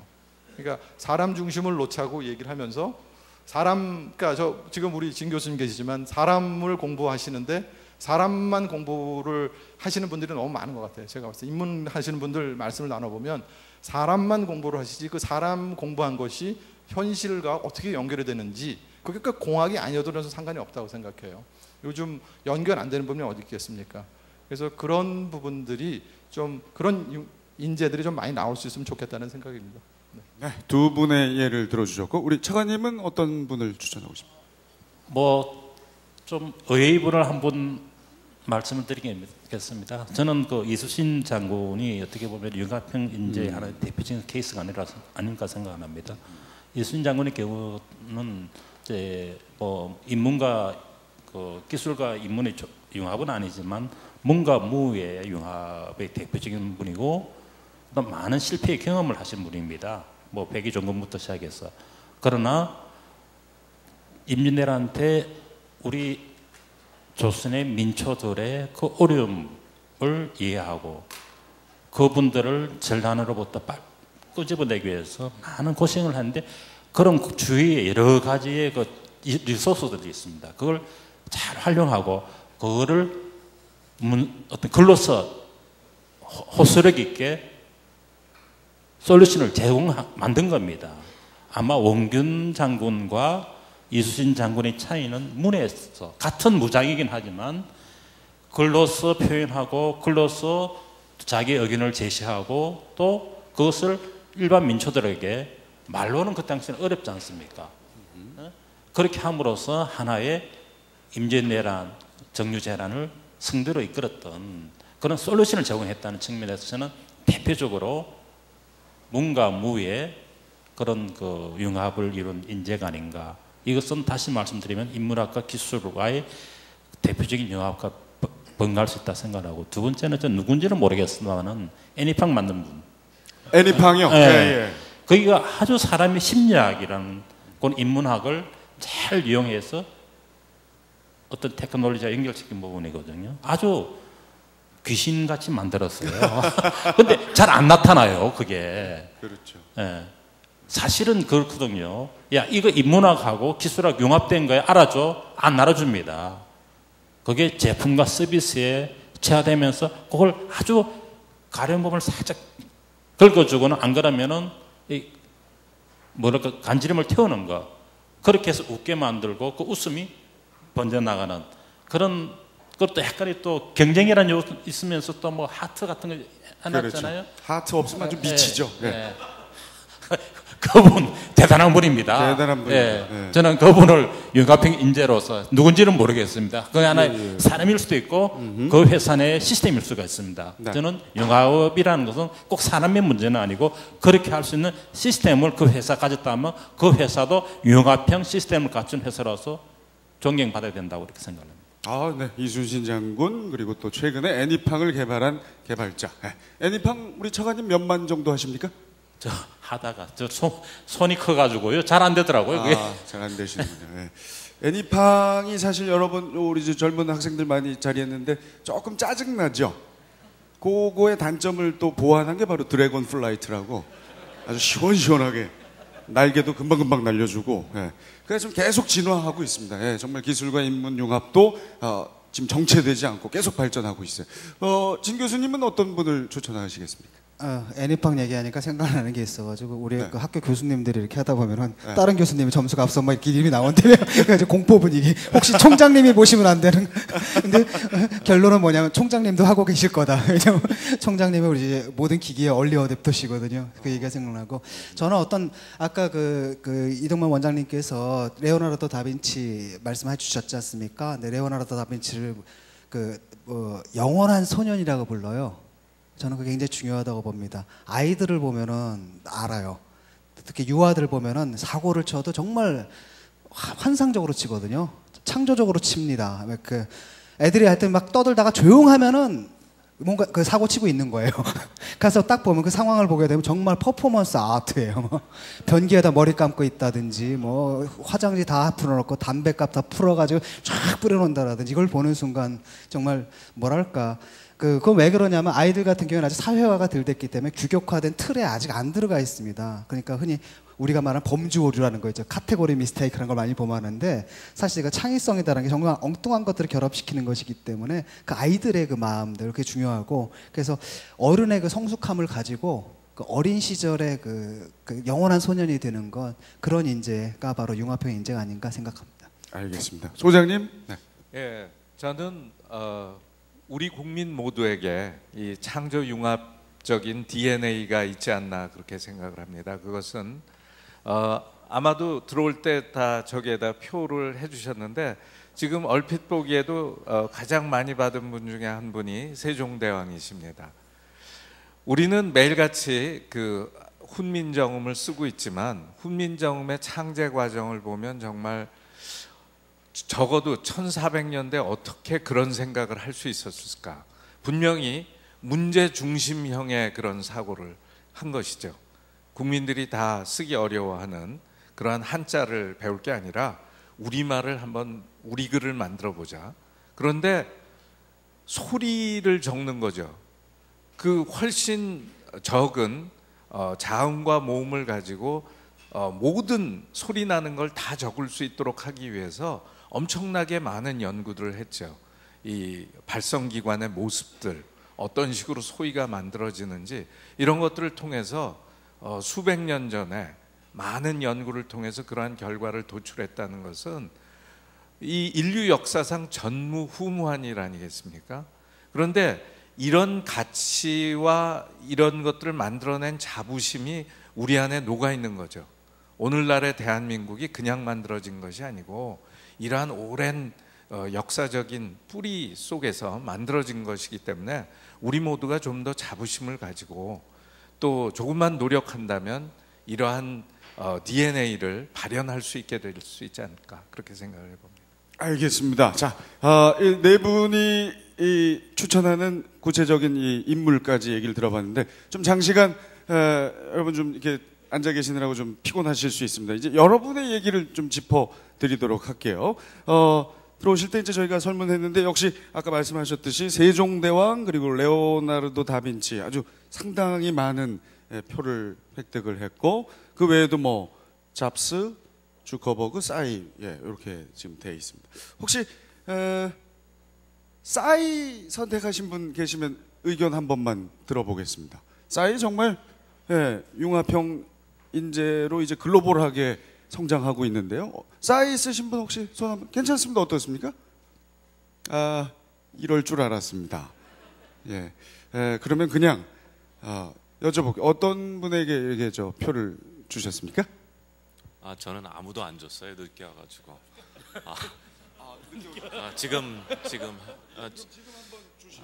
지금 준다면 저는 레오나르도 다빈치에게 주겠습니다. 아까 뭐 다 말씀하신 것처럼 상당히 저희가 그런 거 있는 것 같아요. 그러니까 여러 가지 분야라고 생각하는 것들을 통합할 수 있고 여러 깊이에서 할 수 있는데 저분은 아마 넓게 팠던 분이 아닌가. 그래서 결국은 깊게 팔 수 있었던 것이 저분이 갖고 있던 역량이 아닐까라는 생각이 듭니다. 나머지 분들은 리더였던 것 같아요. 컬렉터 하는 분들, 실제 융합을 본인들이 하시는 게 아니라 융합을 코디네이션하고 큐레이션 하시는 분들 같다는 생각이 드네요. 나머지 분들은 이렇게 모아서 하신 분이고 실제 한 사람은 레오나르도 다빈치인 것 같다. 그거는 조금 더 분석을 해봐야 될 것 같습니다. 다른 분들도 아마 제가 볼 때는 직접 하신 분들. 자, 우리 학생 의견 짧게 한번 들어보고. 지금 시선을 피하고 있는 우리 학생은 누굴 뽑았습니까? 지금 시간이 많이 지체돼 빨리 좀 부탁드릴게요. 누구 했어요? 아직 투표를 못했어요. 이런 자, 우리 여성 관객 옆에 있던 분. 누구 했어요? 저는 잡스를 뽑았습니다. 잡스. 굉장히 말 표현으로서도 기술 인문 조합으로도 유명한 분이고 굉장히 그래서 잡스를 뽑았습니다. 알겠습니다. 자, 지금 답변해 주신 분께는 초콜릿 잠시 후에 진행하시는 분을 통해서 전달하도록 할게요. 이 참 소속이 다른 이런 객석에 앉아서 이 대답하기 쉽지 않은데 정말 고맙고요. 저는 개인적으로 제 의견도 한번 드려보자면 저는 기성용 선수가 기술 인문 융합의 대표적인 현재 인재다 이렇게 봅니다. 이 사실 축구 기술만 가지고 있는 선수들이 적지 않게 있어요. 하지만 인문학적인 소양을 축구에 접목시켜서 기성용 선수 보시면 아시겠지만 주장도 아닌데도 불구하고 또 혹은 주장일 땐 더 심한데요. 기술 축구 외에 상대 선수에게 심판에게 경고받지 않을 정도의 항의를 하는 모습 보셨을 겁니다. 이렇게 하고 막 뒤쪽에다 대고 욕하고 그리고 심판 오면 또 이렇게 이게 정말 팀 분위기를 업시킨 데는 최고거든요. 발로만 축구하는 게 아닙니다. 머리로도 축구를 해야 되는데 기성용 선수 수많은 경험 어릴 적부터의 그 동네 축구에서부터 시작해서 중고등학교 대항전 그때부터의 경험을 바탕으로 해서 이렇게 A매치에서 그런 자랑스러운 모습을 보여요. 그게 만약에 막 심하게 막 항의를 하고 경고를 받으면 안 돼. 경고 받기 직전까지 하는 그 모습. 그거 참 전략적인 기술 인문 융합의 대표적인 인재가 아닌가. 여러분도 기성용 선수에게 많은 응원 부탁드리겠습니다. 자, 이렇게 해서 두 번째 주제. 이게 참 시간이 좀 아쉽네요. 많이 좀 지체가 돼서 그 외에도 많은 분들 의견. 요거 말고 나는 유재석이 기술 인문 융합 천재다. 강호동이다. 아인슈타인이다. 여러 아주 좋은 의견들 대단히 감사합니다. 자, 이렇게 해서 두 번째 주제 융합형 인재와 관련된 토크는 마치는데 이제 차관님의 말씀으로 두 번째 주제 마무리합니다. 네. 마무리하기보다는 제가 꼭 하나 말씀드리고 싶은 게 우리가 융합형 인재를 그냥 보통적인 일반적인 사람에서 그렇게 인재를 키운다는 의미로 봐야지 하늘에서 뚝 떨어진 천재 같은 그런 분을 융합형 인재로 생각해서 부담을 가진다 그러면 그건 아니지 않는가.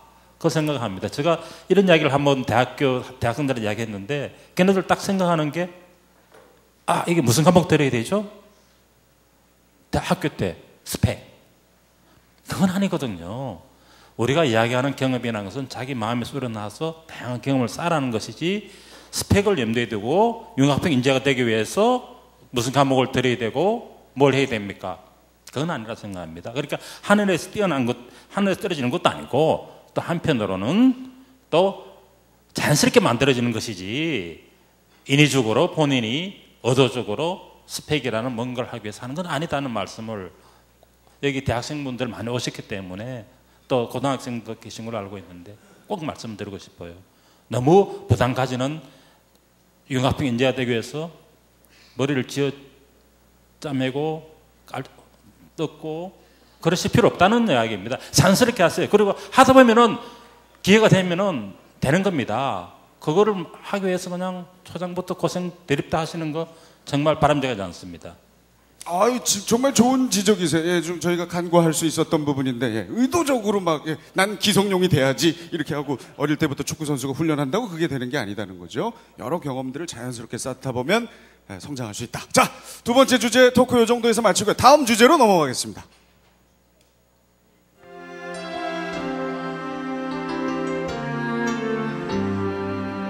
그럼 사람을 연구한 인문학이 어떻게 기술에 영향을 줄 수 있을까 한번 보면은 이 시대를 풍미한 인물 스티브 잡스가 이런 얘기를 했습니다.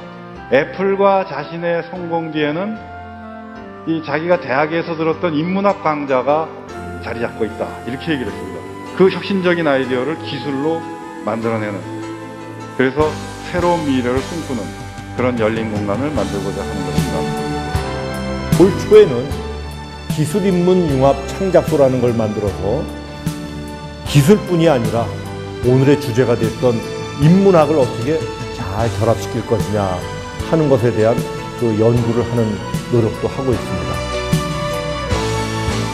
기술만 가지고는 한계였죠. 기술에 인문학 가치를 더하면 큰 소득이 창출되고 우리가 2만 불 시대에서 국민소 4만 불 시대로 가려면 테크놀로지에 플러스 인간미를 더해야 되는 것이죠. 창조의 시작입니다.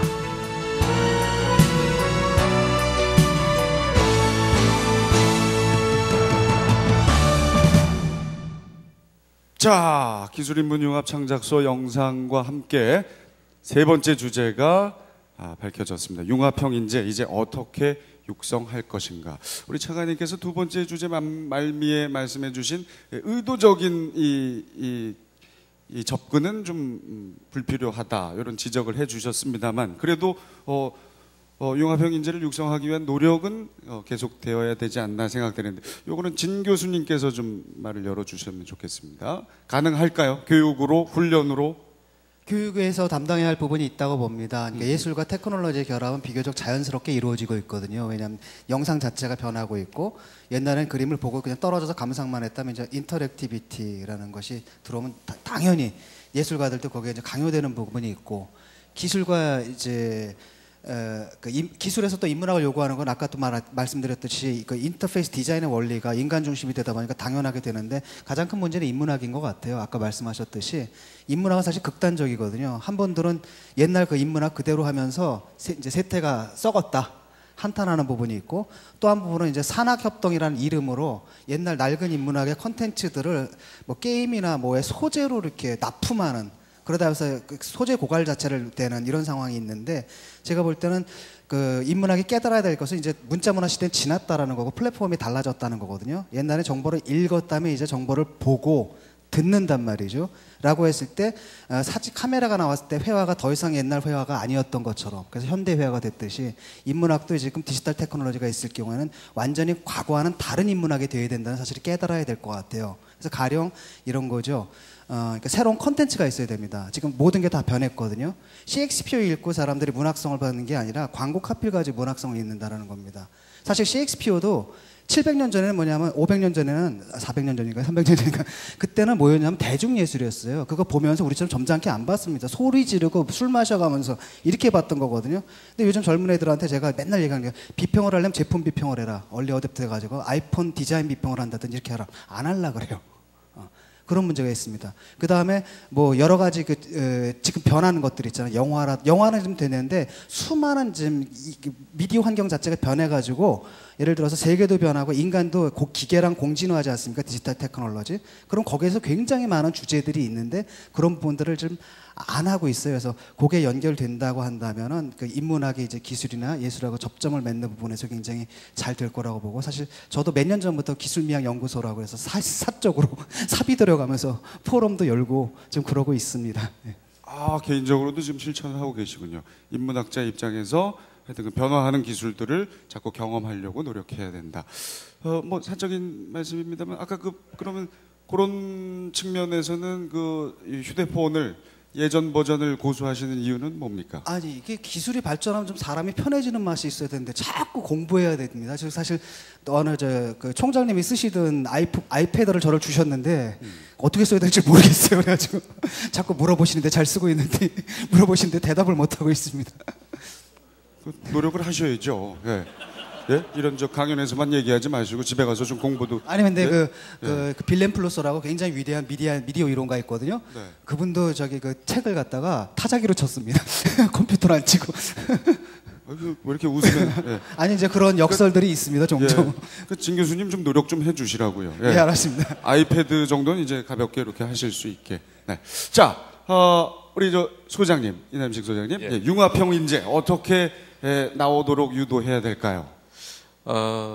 뭐 이미 우리나라 전체적으로도 너무 교육에서 융합이 강조될 정도로 융합 학부라든지 융합 프로그램들이 많아지고, 또 특히 공학 교육 같은 경우에는 또 문제 중심, 문제 해결 중심의 그런 캡스톤 디자인이라든지 이런 게 보편화되고 있습니다. 하지만 그럼에도 불구하고 다양한 여러 다른 전공들을 가지고 있는 사람들이 모여서 소통하는 기술을 강조하는 것이 중요하지 않겠는가? 어떻게 대화할 건가?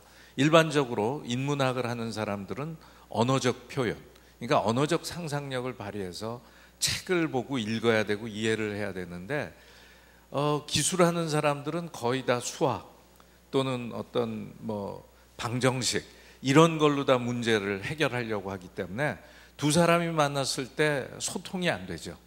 그랬을 때 거기에 좀 매개적 역할을 하는 것이 아마도 아트 앤 디자인이 아니겠는가. 그렇게 돼서 어떤 눈으로 보여주는 비주얼라이즈된 그런 사람들의 꿈과 비전을 만들 때 훨씬 더 결과를 만들어내는 데 걸리는 시간이 줄어들지 않겠는가. 그래서 특별히 각각의 전공들은 또 그대로 해야 되겠습니다만, 이런 통합적인 어떤 경험과 교육 이런 걸 통해서 우리의 꿈을 현실로 만들어내는 그런 경험을 가진다면 좀 더 담대하게 세상에 나왔을 때 일할 수 있는 인재들이 만들어지지 않겠는가. 그리고 또 한 가지 중요한 것은 이런 과정을 통해서 직관력을 키울 필요 또한 있지 않겠는가. 그래서 어떤 문제를 직관적으로 해결하는 그러한 역량이 커졌으면 좋겠다고 생각합니다. 알겠습니다. 기술과 인문 융합에 있어서 또 중요한 역할을 하는 것이 방금 말씀하신 예술, 디자인 그 분야, 그분들도 함께 융화가 돼야 되겠네요. 자, 우리 이동만 원장님께는 이런 질문 한번 드려볼게요. 외국에는 어떤 예들이 있는지, 융합형 인재 양성을 위한 노력들 어떤 것들이 있습니까? 네, 대답을 열심히 준비했는데 바로 뛰어넘어서 참 아쉽네요. 예, 이제 좀 중원부원 되는 부분이 있어서 좀 다른 질문을 한번 드리겠습니다. 알겠습니다. 죄송합니다. 네. 한 가지만 더 하고 하겠습니다. 저 참 싫어하시나 봐요. 그건 나중에 말씀드리겠습니다. 죄송해요. 저 유재석을 보냈어야 되는데 저 실례입니다만 하여튼 네. 뭐 그냥 한 마디만 전 더 하고 싶어요. 저희들 학교가 사실 좋은 그 실증적인 예라고 보는데 같은 공간에 모여 있다는 것도 굉장히 중요한 것 같습니다. 제가 보니까 저희 최근에 뽑은 교수님 중에 한 분이 경희대 물리학과에 계시다가 저희 쪽으로 오셨어요. 근데 그분이 뭘 하시냐면 그 네트워크 사이언스라고 해서 요즘 소셜 빅데이터들에 나타나는 현상을 모델링 하시는 분인데, 그래서 제가 그랬습니다. 경희대는 카이스트보다 인문사회학과 교수님들 너무 많은데 왜 못하냐 그랬더니 두 가지 문제가 있었대요. 물리학과에서는 왜 너 자꾸 딴 데 가서 기웃거리냐. 그리고 인문사회학과나 이쪽 사회대학에서는 왜 그쪽에서 하고 나한테 와서 좀 도와주지 왜 자꾸 나보고 오라 그러냐. 네, 그래서 아직까지는 우리나라는 좀 이렇게 경계 뛰어넘기가 쉽지가 않기 때문에 한 공간 같이 얘기할 수 있는, 전 그래서 기술인문융합 창작소가 굉장히 좋은 케이스라고 보고요. 네, 제가 그래서 좀 오늘 행사 플러스 말씀 좀 드린 다음에 네, 지금 사회자분 질문에 대답하도록 하겠습니다. 아유, 편하게 하셔도 네. 그 외국의 경우에 보면 그 첫 번째 제일 사람들이 많이 생각하는 게 아마 MIT 미디어 랩일 겁니다. 근데 저도 MIT 미디어 랩하고 뭐 여러 가지 이유로 함께 일을 한 경우도 있고 일도 도모해봤지만 그쪽도 굉장히 그 문제 중심적인 사고, 그 다음에 그 거기서 제일 중요하게 하는 부분들은 여전히 이 분야와 분야 사이에 경계를 뛰어넘는 겁니다. 그리고 현실과 접합할 수 있는 부분들을 굉장히 많이 생각해요. 그 중에 한 예를 제가 말씀드릴게요. 여러분들 그 많이 들으시는 MP3 그 누가 개발했을 그 처음 아이디어 누가 개발하신지 아십니까? MIT 미디어랩에 계시는 그 음악 전공하시는 교수님이에요. 제가 지금 이름 성함을 기억을 좀 바로 기억이 안 나는데 그분이 원래 예일대 음대 학장이셨어요. 근데 니콜라스 네그로폰테 교수가 미디어랩을 만들면서 그분을 초청을 했어요.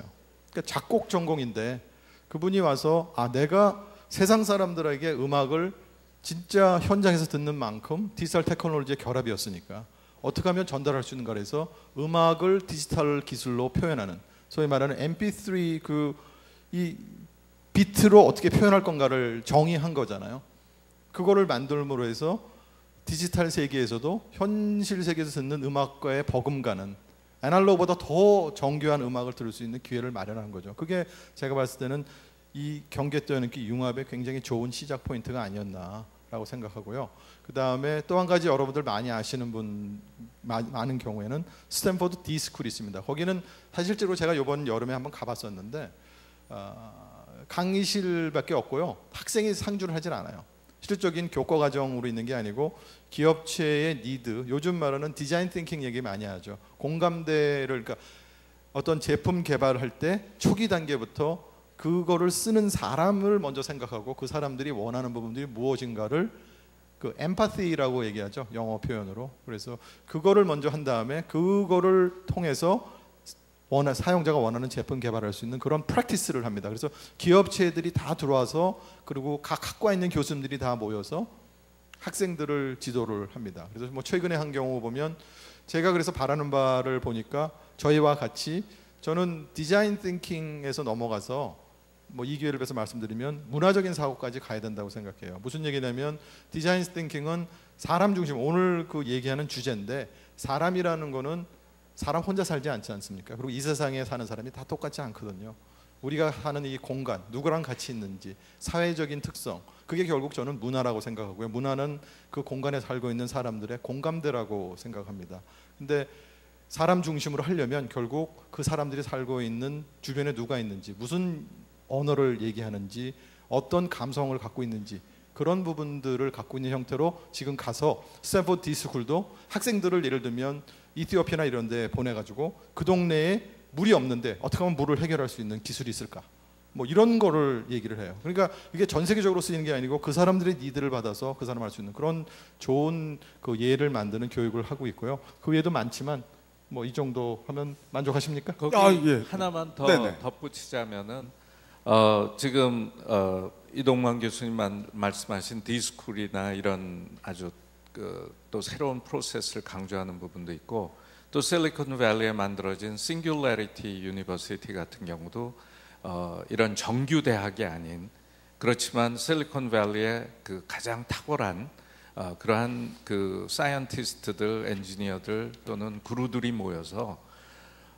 해결하고자 하는 이슈들은 글로벌 이슈, 전 세계가 당면하고 있는 그런 빅 이슈들에 대해서 한번 인류의 지혜를 모아서 해결해보자 하는, 결국은 우리가 도전할 만한 그런 중요한 타겟들을 우리가 찾아내는 것, 그것이 그냥 나 개인의 문제가 아니고 대한민국의 문제가 아니라 이제는 전지구적인 문제에 대한 이해를 하는 것, 이러한 부분이 우리 교육에서 매우 결여되어 있다고 생각이 됩니다. 네, 정말 참 부러운 얘기입니다. 예. 그런 거 생각해 보면 참 왜 우리나라에서는 글로벌한 인재들이 왜 안 나올까에 대한 답도 어느 정도는 얻을 수 있을 것 같은데, 자, 노력을 안 하고 있는 건 아니죠. 정부 차원에서도 많은 지원과 고민을 하는 걸로 알고 있습니다. 차관님, 네, 현재 어떤 것들을 지원하고 계시고 어떤 네. 계획을 가지고 계신지. 제가 왜 이 피처폰을 쓰고 있느냐, 이 융합하고 관련해서 말씀드리면은 융합이라는 것이 한 방향만 가는 것은 절대 아니다. 우리가 어떤 그 모든 산부를 솔루션을 찾는 데 있어 가지고 쏠림 현상은 꼭 이야기할 쏠림 현상이 있는데 그건 아니다는 말씀을 드리는 게, 제가 왜 이게 필요하냐 그러면은 저는 시간하고 싸우잖아요. 전화 못 받으면은 바로 이건 누르고 전화 안 받은 것만 누르면 돼요. 네, 부재중 전화만 누르면 된다. 네. 되기 때문에 제가 이 폰을 쓰는데 그럴 때 뭐 스마트폰을 안 쓰는 건 아닙니다. 저기 가방에 또 스마트폰이 있는데 나름대로 융합이라는 것도 한 방향으로만 가는 건 아니다는 말씀을 제가 꼭 드리고 싶고요. 융합이라는 게 다양성이, 융합이라는 게 창의성이잖아요. 거기 다양할 수 있다는 말씀을 드리고, 정책과 관련해서 말씀을 드리면 사실 그 기술인문융합 창작소의 컨셉 자체는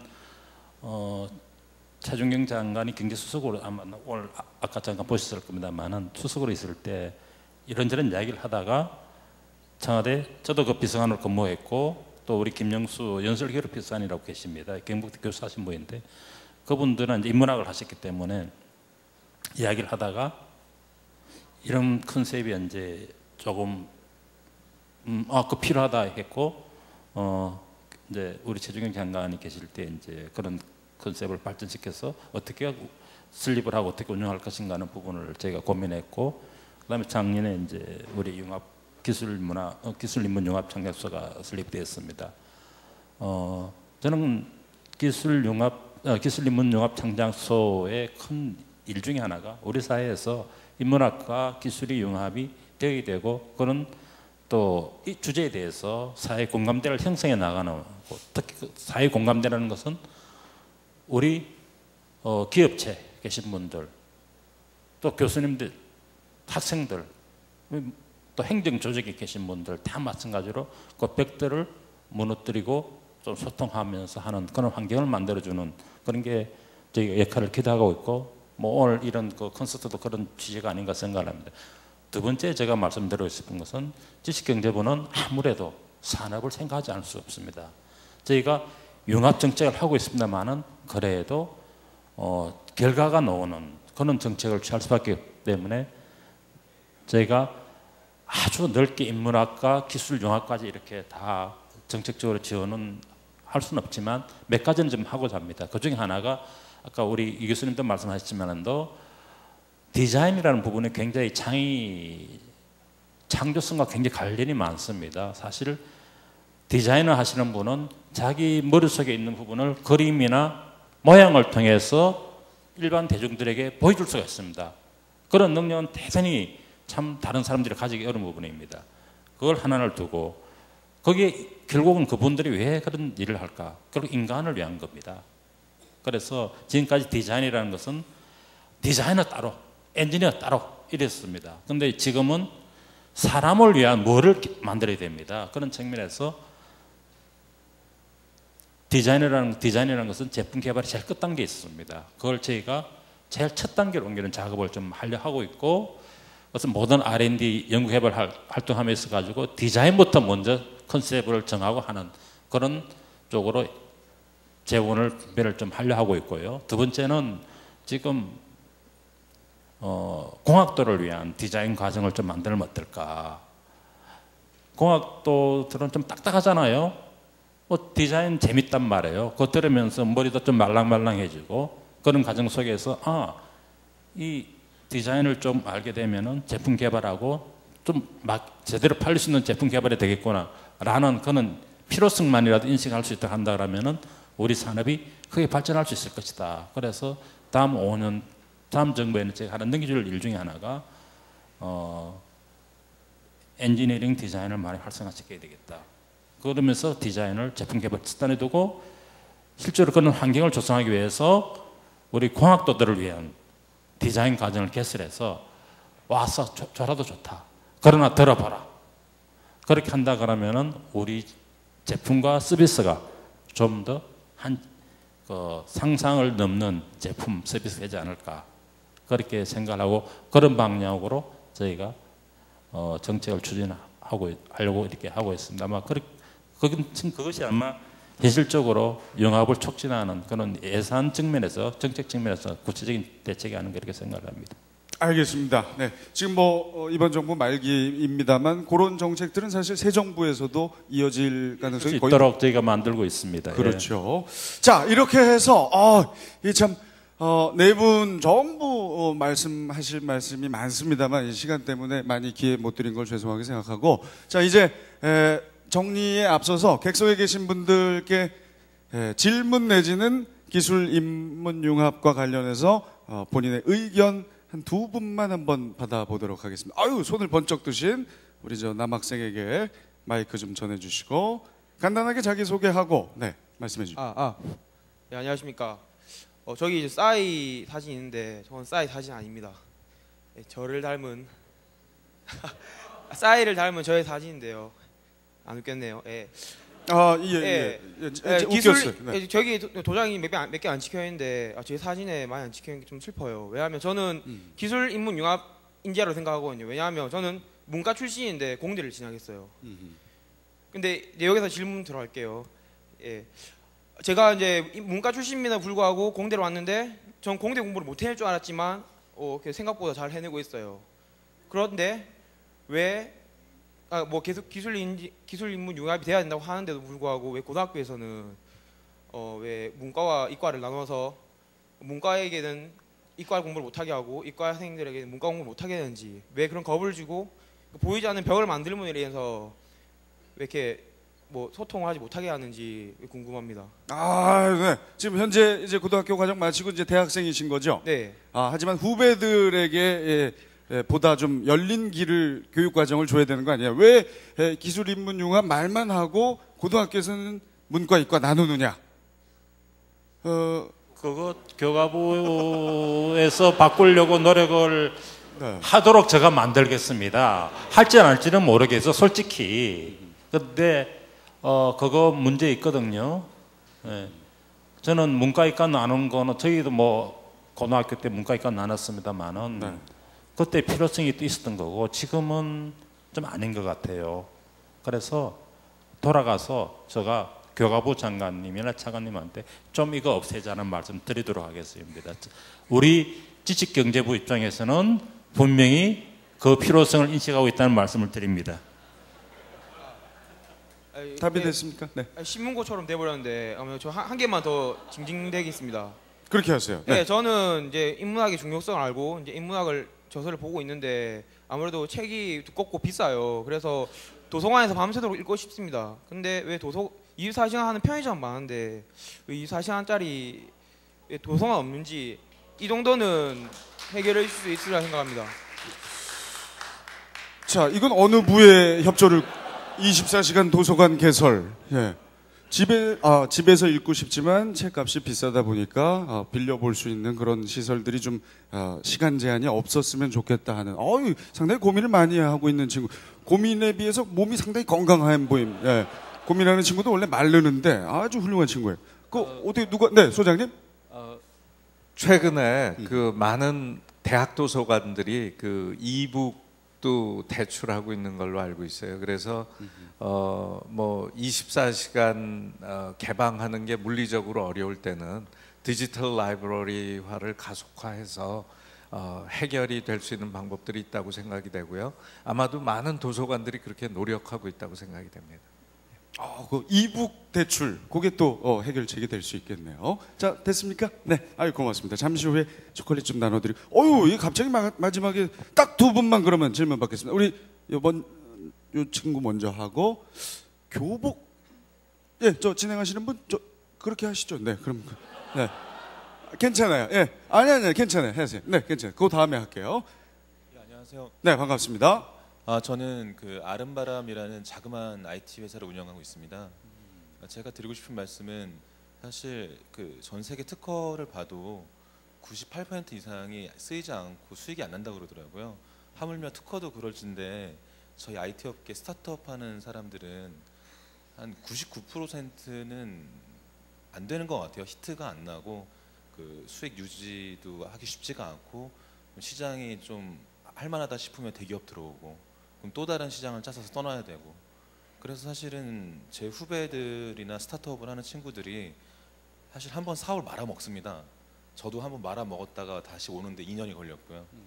그런데 그렇게 사실은 한 번 또는 두 번, 세 번, 네 번 실패를 하더라도 계속 이 스타트업을 해서 할 수 있는 힘을 줄 수 있게끔 좀 인큐베이팅을 해주셨으면 하는 마음이 있는데 사실은 뭐랄까 어느 정도 규모가 있는 회사만은 끌어가지고 이걸 뭐 중소 강기업 이렇게 만들려고 하시는 정책들은 많은데 저희가 아주 미미하고 사이즈가 작은 그런 IT 회사 스타트업이나 뭐 만든 지 2, 3년밖에 안 된 그런 아주 규모가 작은 회사들을 위한 인큐베이팅 시스템을 앞으로 어떻게 생각하고 계시는지 앞으로 또 어떻게 하실 건지에 대해서 듣고 싶습니다. 감사합니다.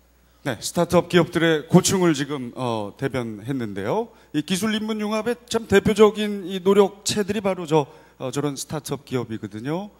뭐 어느 분이든 답변을 좀 진 교수님. 뭐 제가 답변해야 될 것 같은데 이거 뭐 매우 이제 정책적인 질문 같아서 말씀을 드리면은 사실 말씀하신 대로 실패라는 것이 성공을 하기 위한 가장 필요한 과정이라고 이렇게 생각을 하는데. 그 실패의 과정이 굉장히 고통스럽고 힘들죠.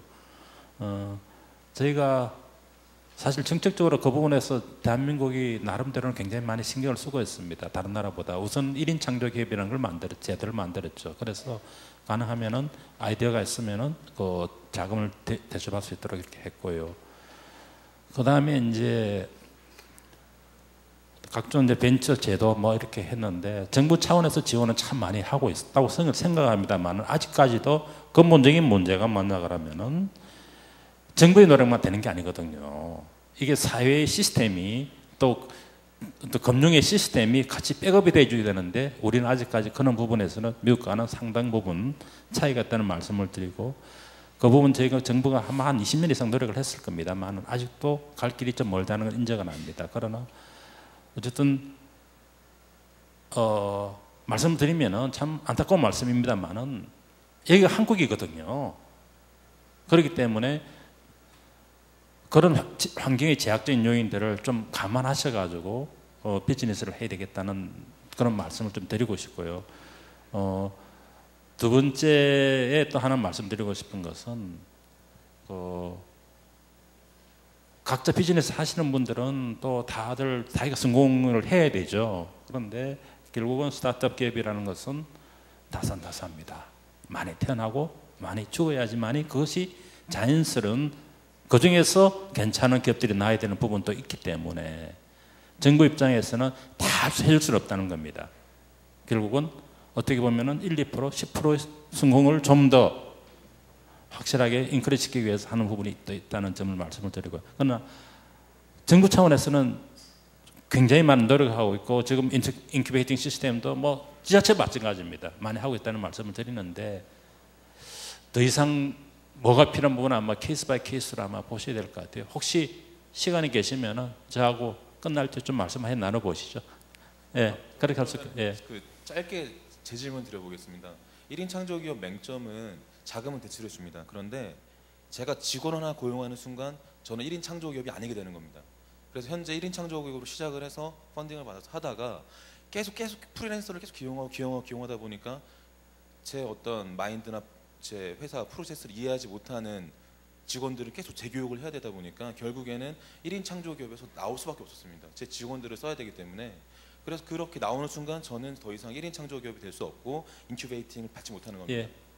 그래서 그러한 부분에 있어서 사실 정부 차원에서는 1인 창조기업끼리 서로 네트워킹을 시켜줘서 협업을 해라. 근데 그 협업의 장도 사실은 아주 제한적입니다.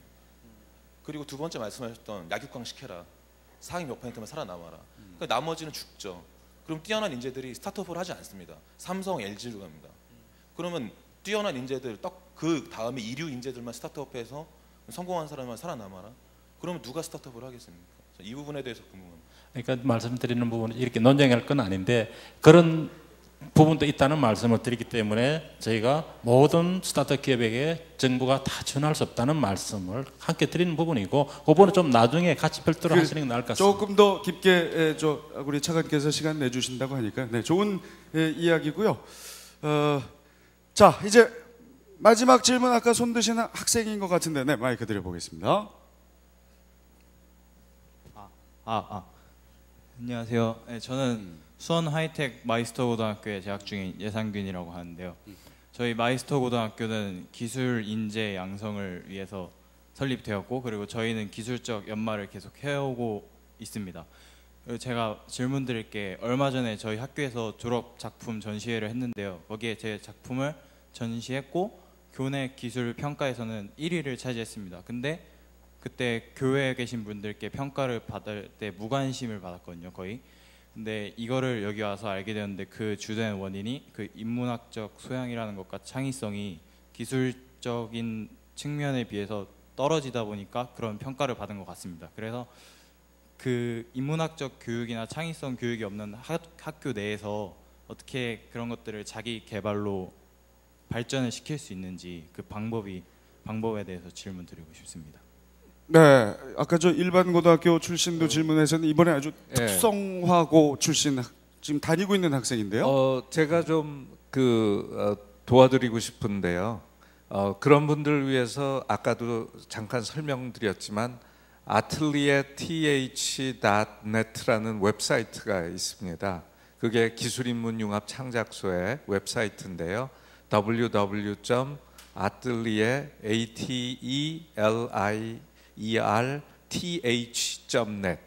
알려드리겠습니다. 나왔죠? 예, 저 웹사이트에 가면은 지금 도움을 드릴 수 있는 굉장히 많은 내용들이 있거든요. 그걸 도움 받으시기 바라고요. 앞으로 미래 학자들이 이야기하는 미래에는 대학이 소멸될지도 모른다는 그러한 이야기가 나오고 있습니다. 왜냐하면 최근에 오픈한 www.edx.org 같은 사이트를 보게 되면 미국의 많은 초일류 대학들이 전부 강좌를 무료로 들을 수 있고 거기에 졸업장도 받을 수 있게 사이트가 구성이 되는 바람에 인도에서는 한 2억 명 정도가 영어로 수업을 들을 수 있는데 학교를 그만두고 그쪽으로 간다는 거예요. 그러니까 인문학과 관련된 수많은 내용들을 이제 학교 수업과는 별도로 그 웹이라든지 이런 데서 많은 정보들을 얻으실 수가 있을 것 같고 앞으로도 그런 분들을 위해서 기술인문융합창작소가 최선을 다해서 컨텐츠를 제공하도록 하겠습니다. 감사합니다. 네, 답이 됐습니까? 학교에서도 아마 노력을 할 거고, 요런 사이트를 언제든지 무료로 가입이 가능한 사이트인 거죠, 소장님? 네, 무료입니다. 그러니까요. 네, 무료니까. 네, 교복 상당히 멋있습니다. 네. 자, 이제 시작하실 텐데 벌써 시간이 12시가 됐어요. 참 시간이 모자랍니다. 더 하실 말씀 많겠지만 여기서 이제 정리를 해야 될 것 같아요. 짧게 오늘 1부를 마치는 마무리 말씀을 한 분씩 부탁드리겠습니다. 네, 우리 소장님부터.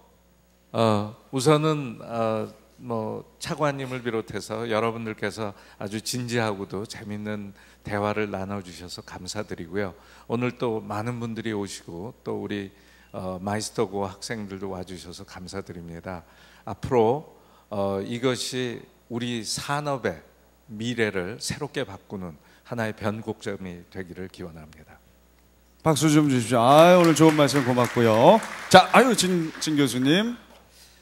인문학의 상황은 지금 처참합니다. 대학에서 인문학과 다 없어지고 있고요. 이른바 콘텐츠학과라는 걸 만드는데 이해가 안 가는 게 콘텐츠학과에서 뭘 가르칠까? 나 4년 동안 콘텐츠가 중요하다는 사실을 배우고 졸업할 것 같아요.